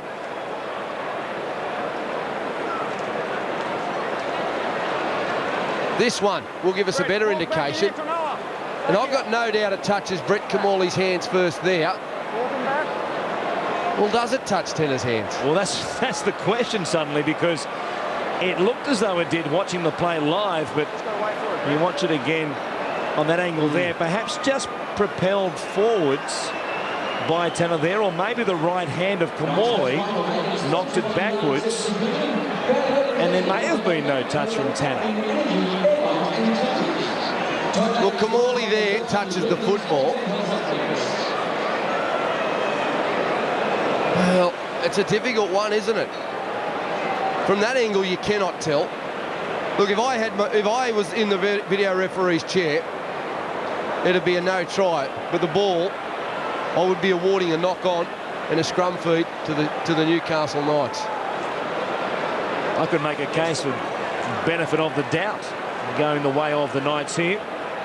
An anxious Michael Hagan is hoping to see the green lights, obviously. And it's a big call in the game, because having fought back, the Knights could get out by more than a converted try if they get the call their way. Video referee tonight is Steve Nash, and he says no try and play the ball knock on against the Newcastle Knights. Oh, I can't agree with that one. No, I agree. I agree with Laurie. I don't know if Tanner's hand actually touched the ball. I think most definitely the ball was touched by Brett Kamali first. I think Regan Tanner's hand actually hit Brett Kamali's hand and propelled the ball towards the Newcastle try line. I don't think he got a touch on it at all. So it should have been at least, or at worst, for Newcastle, a knock on by Brett Kamali and a scrum feed to the Newcastle Knights. A real break, perhaps, for the Sharks. They still trail by 2. 17 minutes remaining as Kamali goes on this right-hand side to Reece Williams. Cut down and a beautiful tackle by Andrew Johns. And if there was anything wrong with that right arm, he's certainly not showing any signs of it at the moment. Here's Carney winding up and coming back out, leading with an arm there, which collected Matt Hilder. He still certainly is struggling, isn't he, with that right arm? He is. But he needs to stay out there for this Newcastle Knights, and he will, because he's a terrific leader, Andrew Johns. And it's his direction that he'll provide for this football team. But they also need to keep their shape about them. They're coming in, they're around the football. They give him no options to play wide. He's got a terrific kicking game, passing game, Andrew Johns. Vagana's copped one in the face. Here's Carmont going away from dummy half, playing it just outside the 40. Nigel Vagana, of course, has already missed a couple of games this year with an eye injury. Had a slight knock to the eye about 4 or 5 weeks ago. Simmons once again missed it, and Anthony Quinn has a hat-trick. Can we check that, mate? The grounding. That'll be the last. We highlighted Simmons under the high ball at half-time, but they had bombed him into submission into this second half. Well, the swirling ones are always difficult, the torpedoes. They're checking the onside. He makes contact. They're on for me. They are on. I'm not not entirely convinced about the man on Andrew John's immediate right-hand side, but he doesn't get anywhere near being inside the 10 metres here. Quinn coming through. Couldn't believe his eyes when it came down once again, and it looked to be a clean put down. But having just been proven wrong on the previous video referee's call, having said it would be a try. There's Anthony Quinn, the right hand on the ball as it hits the try line. It's going to be one of these frame by frames, and it'll give you the impression that the hand has come loose. It's not going to be one of those. For me, that's a 4-pointer. Yeah, that's a try. Give it. That's a 4-pointer. I don't think his hands come away from the football. This will be a hat-trick. Comes across. Looks as though the hands come away from the football, but it hasn't. I think the fingers have stayed on. Darren Albert certainly got contact with the ball, trying to feed it over the dead ball line. Now, if Quinn's hand had made contact on that frame, perhaps there, and then it came away before coming back into contact again, you could once more find a case for a knock on here against the Knights. No, that's a try. That's a try for me. This one gives you the impression that his hands may have come off the football, but I still think his fingers are touching it. And if you've got to slow it down, and there's not much air between, and a gap between the fingers and the ball, benefit of the doubt. Well, the crowd are revving up here in Newcastle, wanting the green lights, and again they're denied. He won't give one. He will not give one.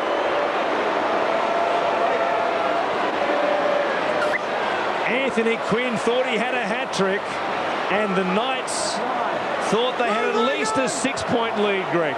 Unbelievable. Along with Laurie, I thought it was a try. I thought Anthony Quinn got his hand on the ball, or enough of his hand on the ball, and forced it. But, gee, Andrew Johns is making a difficult night for David Simmons, isn't he? And he's throwing everything at him in types of bombs, the torpedo, the floater, the stock standard drop punt. And whenever you have to make a fullback run for the ball, and it's either a torpedo or a floater, it's so difficult to judge where the ball is going to land. It moves very late and moves quickly, and Johns is the best at it.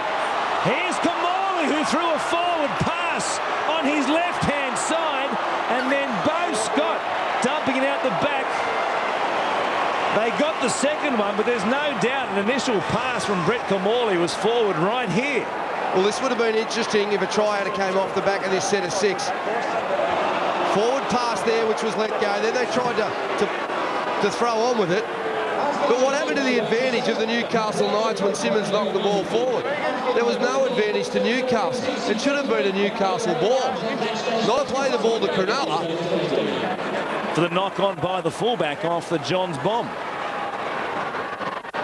That's what should have happened. Very much against the Newcastle Knights at the moment. Luckily, there was a mistake on that last play by the Sharks. Otherwise, they might have burnt the grandstand down here at Energy Australia Stadium.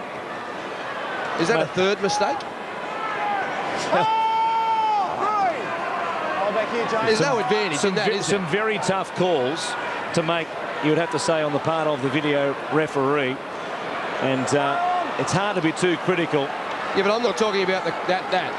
As the Newcastle Knights look to shift the ball. I'm talking about a knock-on with no advantage to the attacking team, who should have been the attacking team in the Newcastle Knights. They got no advantage out of that.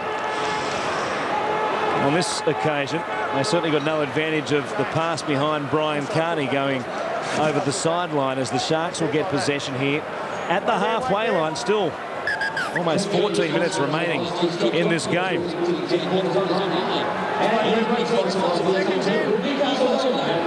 see if the Sharks can come back here and hit the lead once again, as they did so emphatically in the minutes after the halftime break. Here's Simmons playing it back as they work it away from dummy half through Kingston, who is back out there, having had George! A good breather on the bench from Stuart Raper. Brett Carney did very well coming on and getting them going, and now Douglas puts the head down and takes them towards the post. Dykes bypassing Gallen to give it to Rhys Williams, who lost the ball again.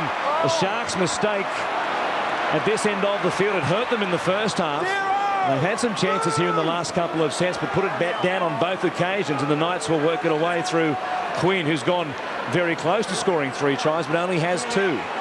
He's been good tonight, though. Anthony Quinn out of dummy half. Luke DeVico puts his hand up to carry the ball forward. 2 points in this game. Throws it out the back to Badiris, and here come Newcastle once again through Quinn. Looking somehow to try and pick up a 3rd try. Grabbed there by Simmons and also Thompson. Badiris goes back to Johns. They've got them shot on the right-hand side, perhaps. Gidley, though, comes back on the inside.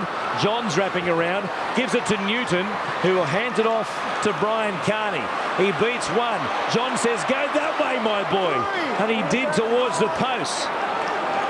Badiris, with tackles up their sleeve, goes to Johns. A ball back on the inside for the dancing man, Matt Gidley, who couldn't use those magic feet to get across on this occasion.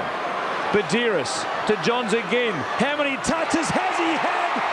A ball to Todd Lowry, who gets it down. Oh, we're going again. I don't know whether he did get it down. He might have lost it. He tried to sell it with a fist pump. I don't think he has. He doesn't look confident. I don't want to watch.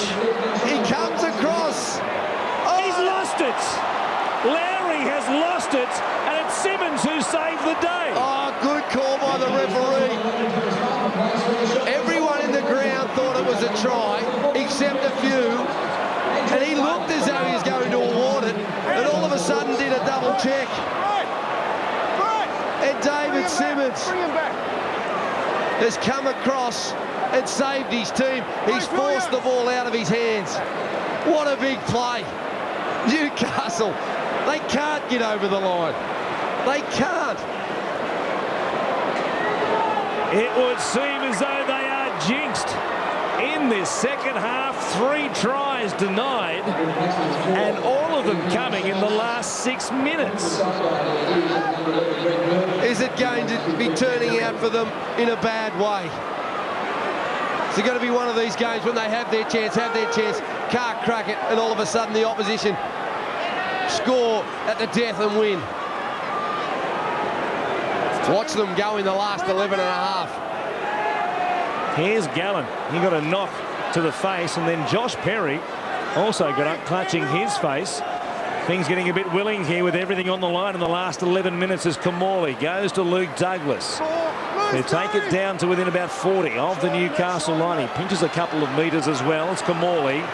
Goes back to Greg Bird. Here's Badiris stopping him with the help of Lowry. Bird still going. Look at him carry them down towards the 20-metre line.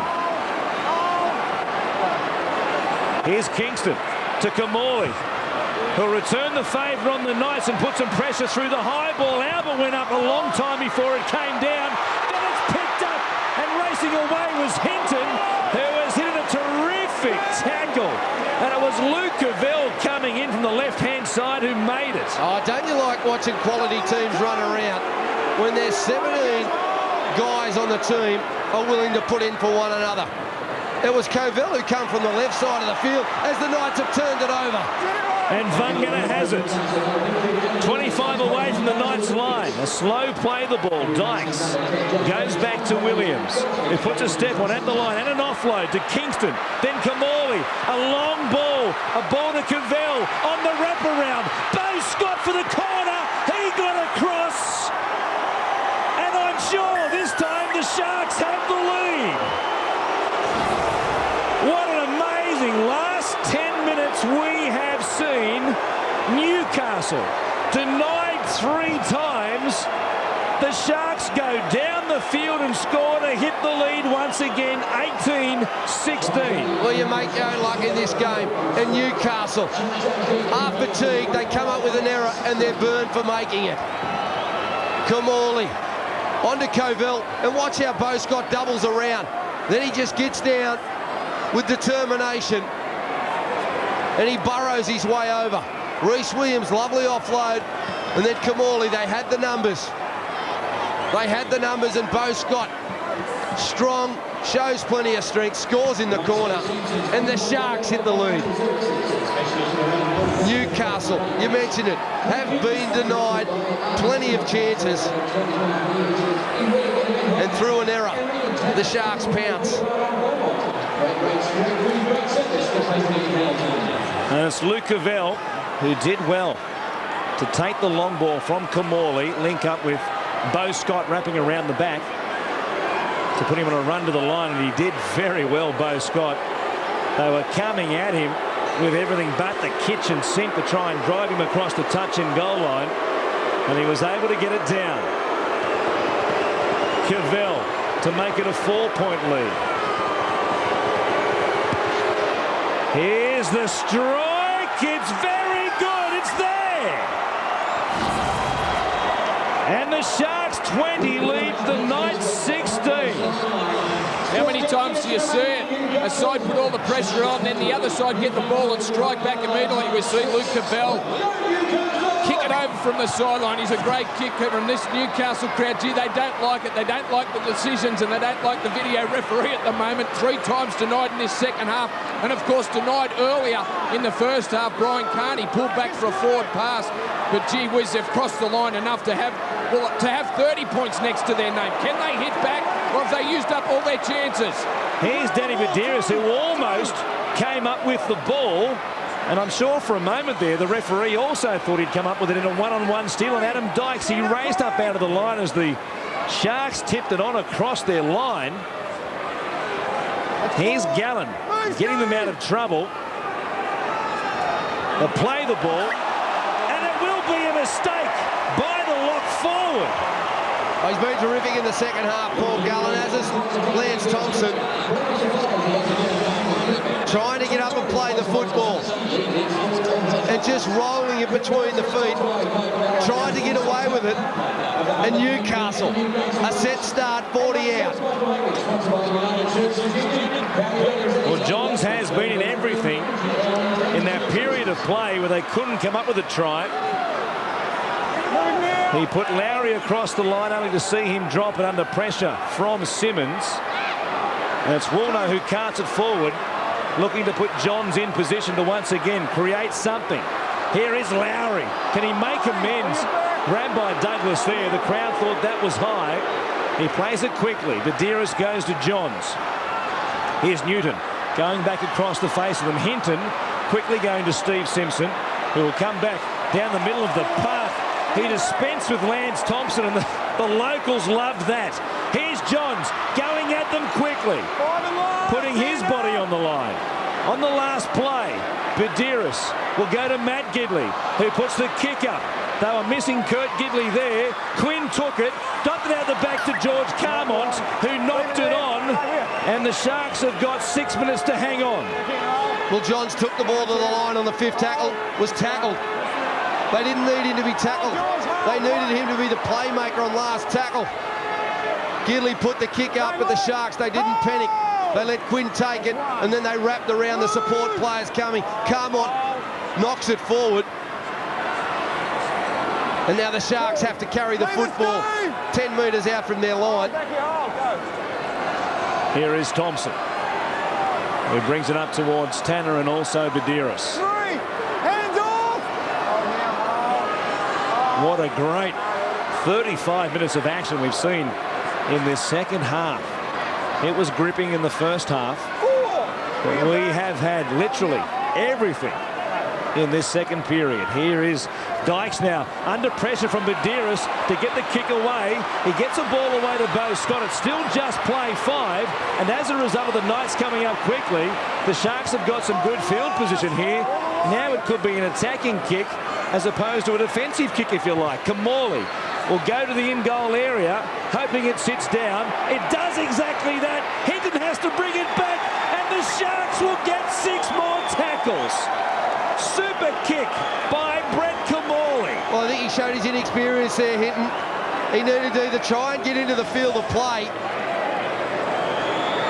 or get tackled in the in-goal, not go near a sideline and get taken over in the field of play. Now it's a scrum. 10 metres out. If he gets tackled in the in goal, it's a dropout.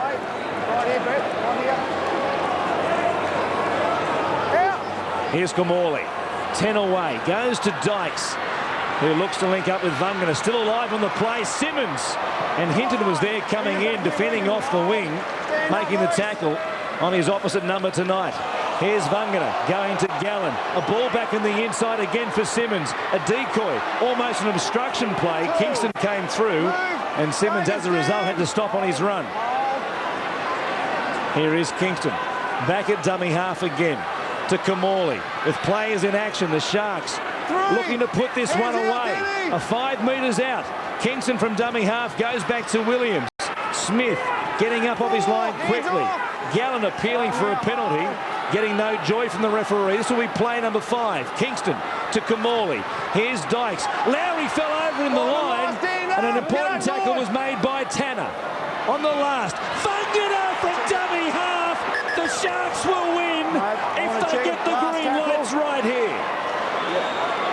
I reckon they'll get the green light, because Newcastle have had nothing go their way, and in these types of games, when the other team get a possession, they make the most of it. And Vagana, who has done this numerous times throughout his football career, dummy half last play, people want to get out and get at the playmakers, and they forget about a try-scoring freak with a ball in his hands.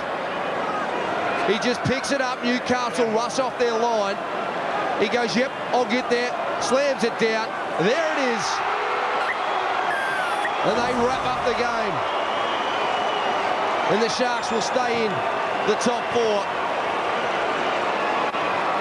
What a win. The way they've come back, not once, but twice. And there is Vagana again selling it. You saw Smith looking out to his right-hand side, and Vagana with that extendable right arm of his getting it down. He had enough on it. Simpson was appealing for a knock-on call. Poor old Craig Smith worked hard tonight, and yet it just shows the importance of staying switched on for every play, no matter how fatigued you are. The dummy half was always the most important man that was going to have the ball. You got to worry about him, and you got to worry about what your responsibility is as a tight defender in that situation. Is to worry about the dummy half. Then as he passes it, then move on. Cavell using up the clock to the point. The referee blows time off, not for Cavell, in fact, for Danny Badiris.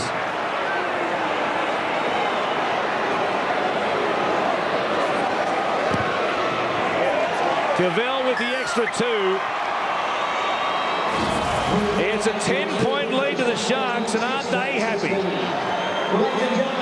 Their trip up the freeway has been rewarded with their team winning their 8th game in their last 9 outings and making a statement, no doubt, that they are a real contender for the Premiership. They are a very good football team. They're a fit football team. They're a physical football team. They hang in there when times are tough. They can play some good football. But tonight, they've ground out a victory.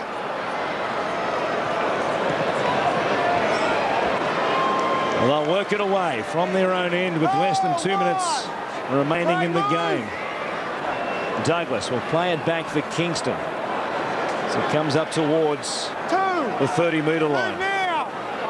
Stand up, Paul, stand up. They got themselves going with a couple of quick tries in the second half. Vagana got the first of them. Carney got the second. And suddenly they had the lead. The Knights hit back.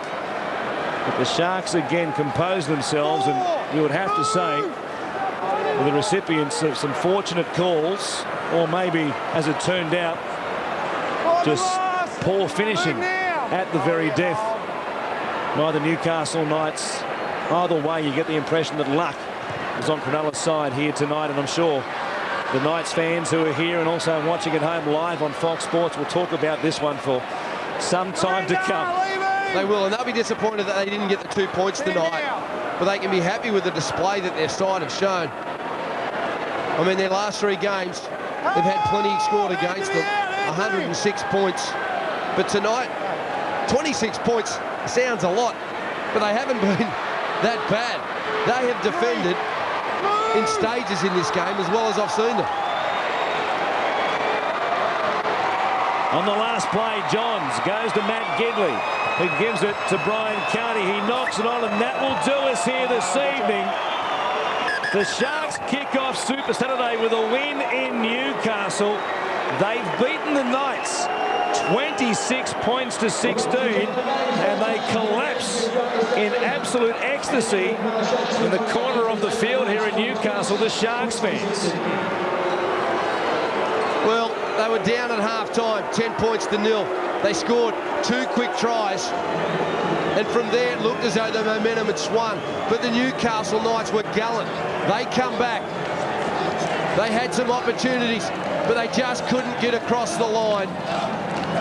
And then the Sharks, they soaked it all up and went down the other end of the field and got a 4-pointer. And the momentum swing had changed. Well, while they repair the fence at the southern end of the ground under the weight of the Sharks spectators, let's go downstairs to Greg. Yeah, Lance, that's a big win against the Newcastle side at home that were really on their game tonight. They were on their game. I thought the first half was unbelievably quick. It was just end to end. No side really gave an inch. So, full credit to them, but full credit to our forward pack. I thought we really stuck to our guns. We got belted early on, and we really rose to the occasion. Yeah, we said before the game that the Sharks have been playing with plenty of confidence. You've had an amazing run of wins over the last couple of months, but certainly took plenty of self-belief to get out of this one, 10-0 down at half-time. Yeah, we knew if we kept it simple in the in the second half, at least the start of the second half, we knew that we could come home over the top of them. And I thought our wingers played great, our centres played great, all across the paddock was pretty strong, so full credit goes to all the boys. Well, that's been the key for the Sharks, hasn't it? It's contribution from all 17. You're not relying on one player too heavy. Yeah, we've got a good team. We've got a good young team, and there's a good blend of older heads as well, so I'm not saying I'm in that mould, mate. I feel 21, but, mate, look, it was a great win tonight. Full credit to Newcastle. I'm pretty sure they're close to a win, so. Good on you, Tomo. Congratulations on your own form, mate. Oh, Andrew Johns can't believe the Knights' luck. They've lost their 4th game straight. We'll take a break and come back to wrap it up in just a moment.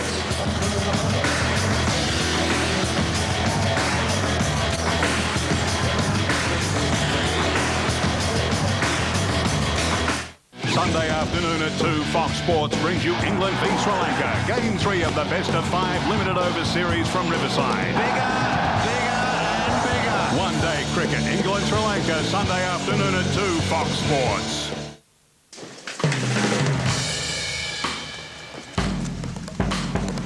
Not this. Not that. Not whatever. Not a trend. Not an afterthought. Not a quiet night in. Not a compromise. Not for everyone. Not meant to be. It just is. The Bourbon. This weekend, Bunnings Warehouse are having a huge stock clearance. Out it all goes. So get in quick. 10-pack of 75-watt light globes, $2. Set of 3 Redline toolboxes, $39.89. Ryobi Universal Multistand, $89. GMC 500-watt spiral saw kit, $84. 6-piece combo cooler, $22. Construction adhesive or gap filler, $1.85 each. Bunnings Warehouse. Lowest prices are just the beginning. Come on, go, come on, get there, you can do it, go, come on, yes, yes. Watch the AFL with Big Pond on your 3G mobile.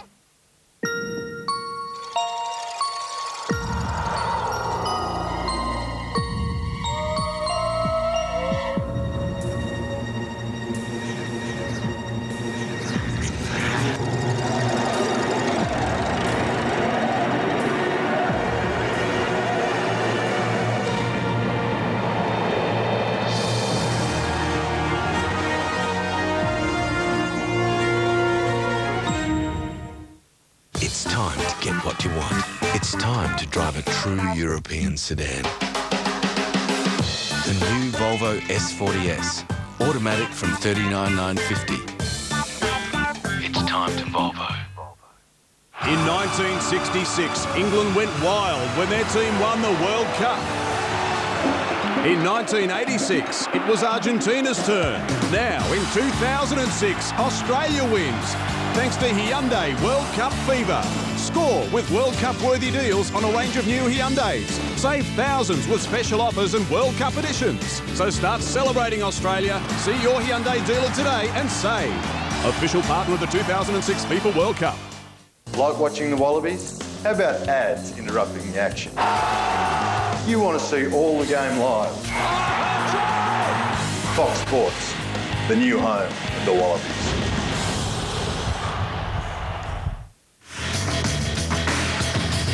The Sharks have come to Newcastle and they've got the 2 points as well. They've beaten the Knights 26 points to 16 here at Energy Australia Stadium.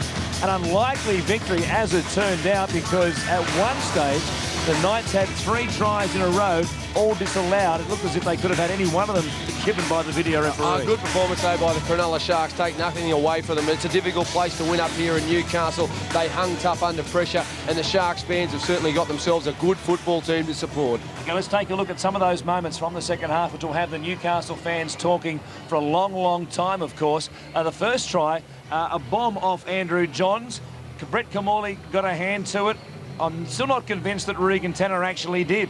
Well, the luck wasn't with Newcastle tonight. Look, I believe that Kamali knocked the ball into his hands. I thought that he knocked the ball forward there. David Simmons, it should have been a scrum feed at worst to the Newcastle team and back in possession of the football in an attacking position, but it wasn't to be. Quinn knocking the ball down. And this one, for all money, beautiful ball by Andrew Johns. Looked as though Todd Lowry was going to score, but the fullback, David Simmons, comes across and just punches it out of his hands and saves the day for the Sharks. An amazing effort by Dave Simmons, who was under all sorts of pressure in that second half by the kicking game from Andrew Johns. The Knights lose 4 games straight. The Sharks continue on their surge towards the finals in 2006. And speaking of 2006 and the finals, the Dragons and the Cowboys find themselves both in the top 8. That's our next game down there at Wynn Stadium in Wollongong. It'll be the Dragons up against the Cowboys. Stay with us. That's next on Super Saturday.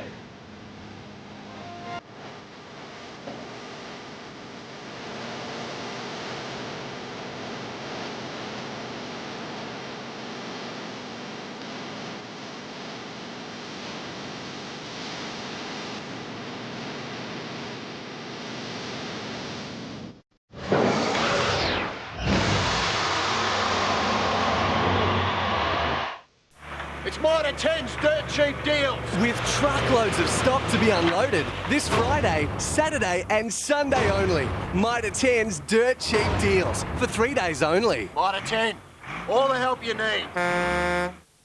Does your hair need to get in shape? Change your routine. Garnier Fructus, the first fortifying shampoo with active fruit concentrate from Garnier. It's proven. Enriched with multi-B vitamins, Garnier Fructus strengthens your hair deep down and makes it up to 5 times stronger. Get your hair looking healthy and back in shape. Garnier Fructus Fortifying Shampoo.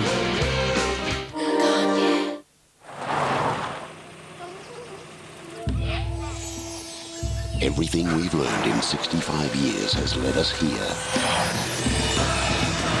The legendary Jeep Wrangler Sport with aircon, now $29,990 drive away. The rugged Jeep Cherokee Extreme with ABS and alloys, $38,990 drive away. The refined Jeep Grand Cherokee Laredo with ABS, ESP and side curtain airbags, $53,990 drive away. Now our biggest idea yet, all new Jeep Commander, 2 climate zones and V6 turbo diesel. The first Jeep to seat 7 adults. Jeep, 65 years old and forever young. Celebrate now and get free sat-nav with every Jeep sold.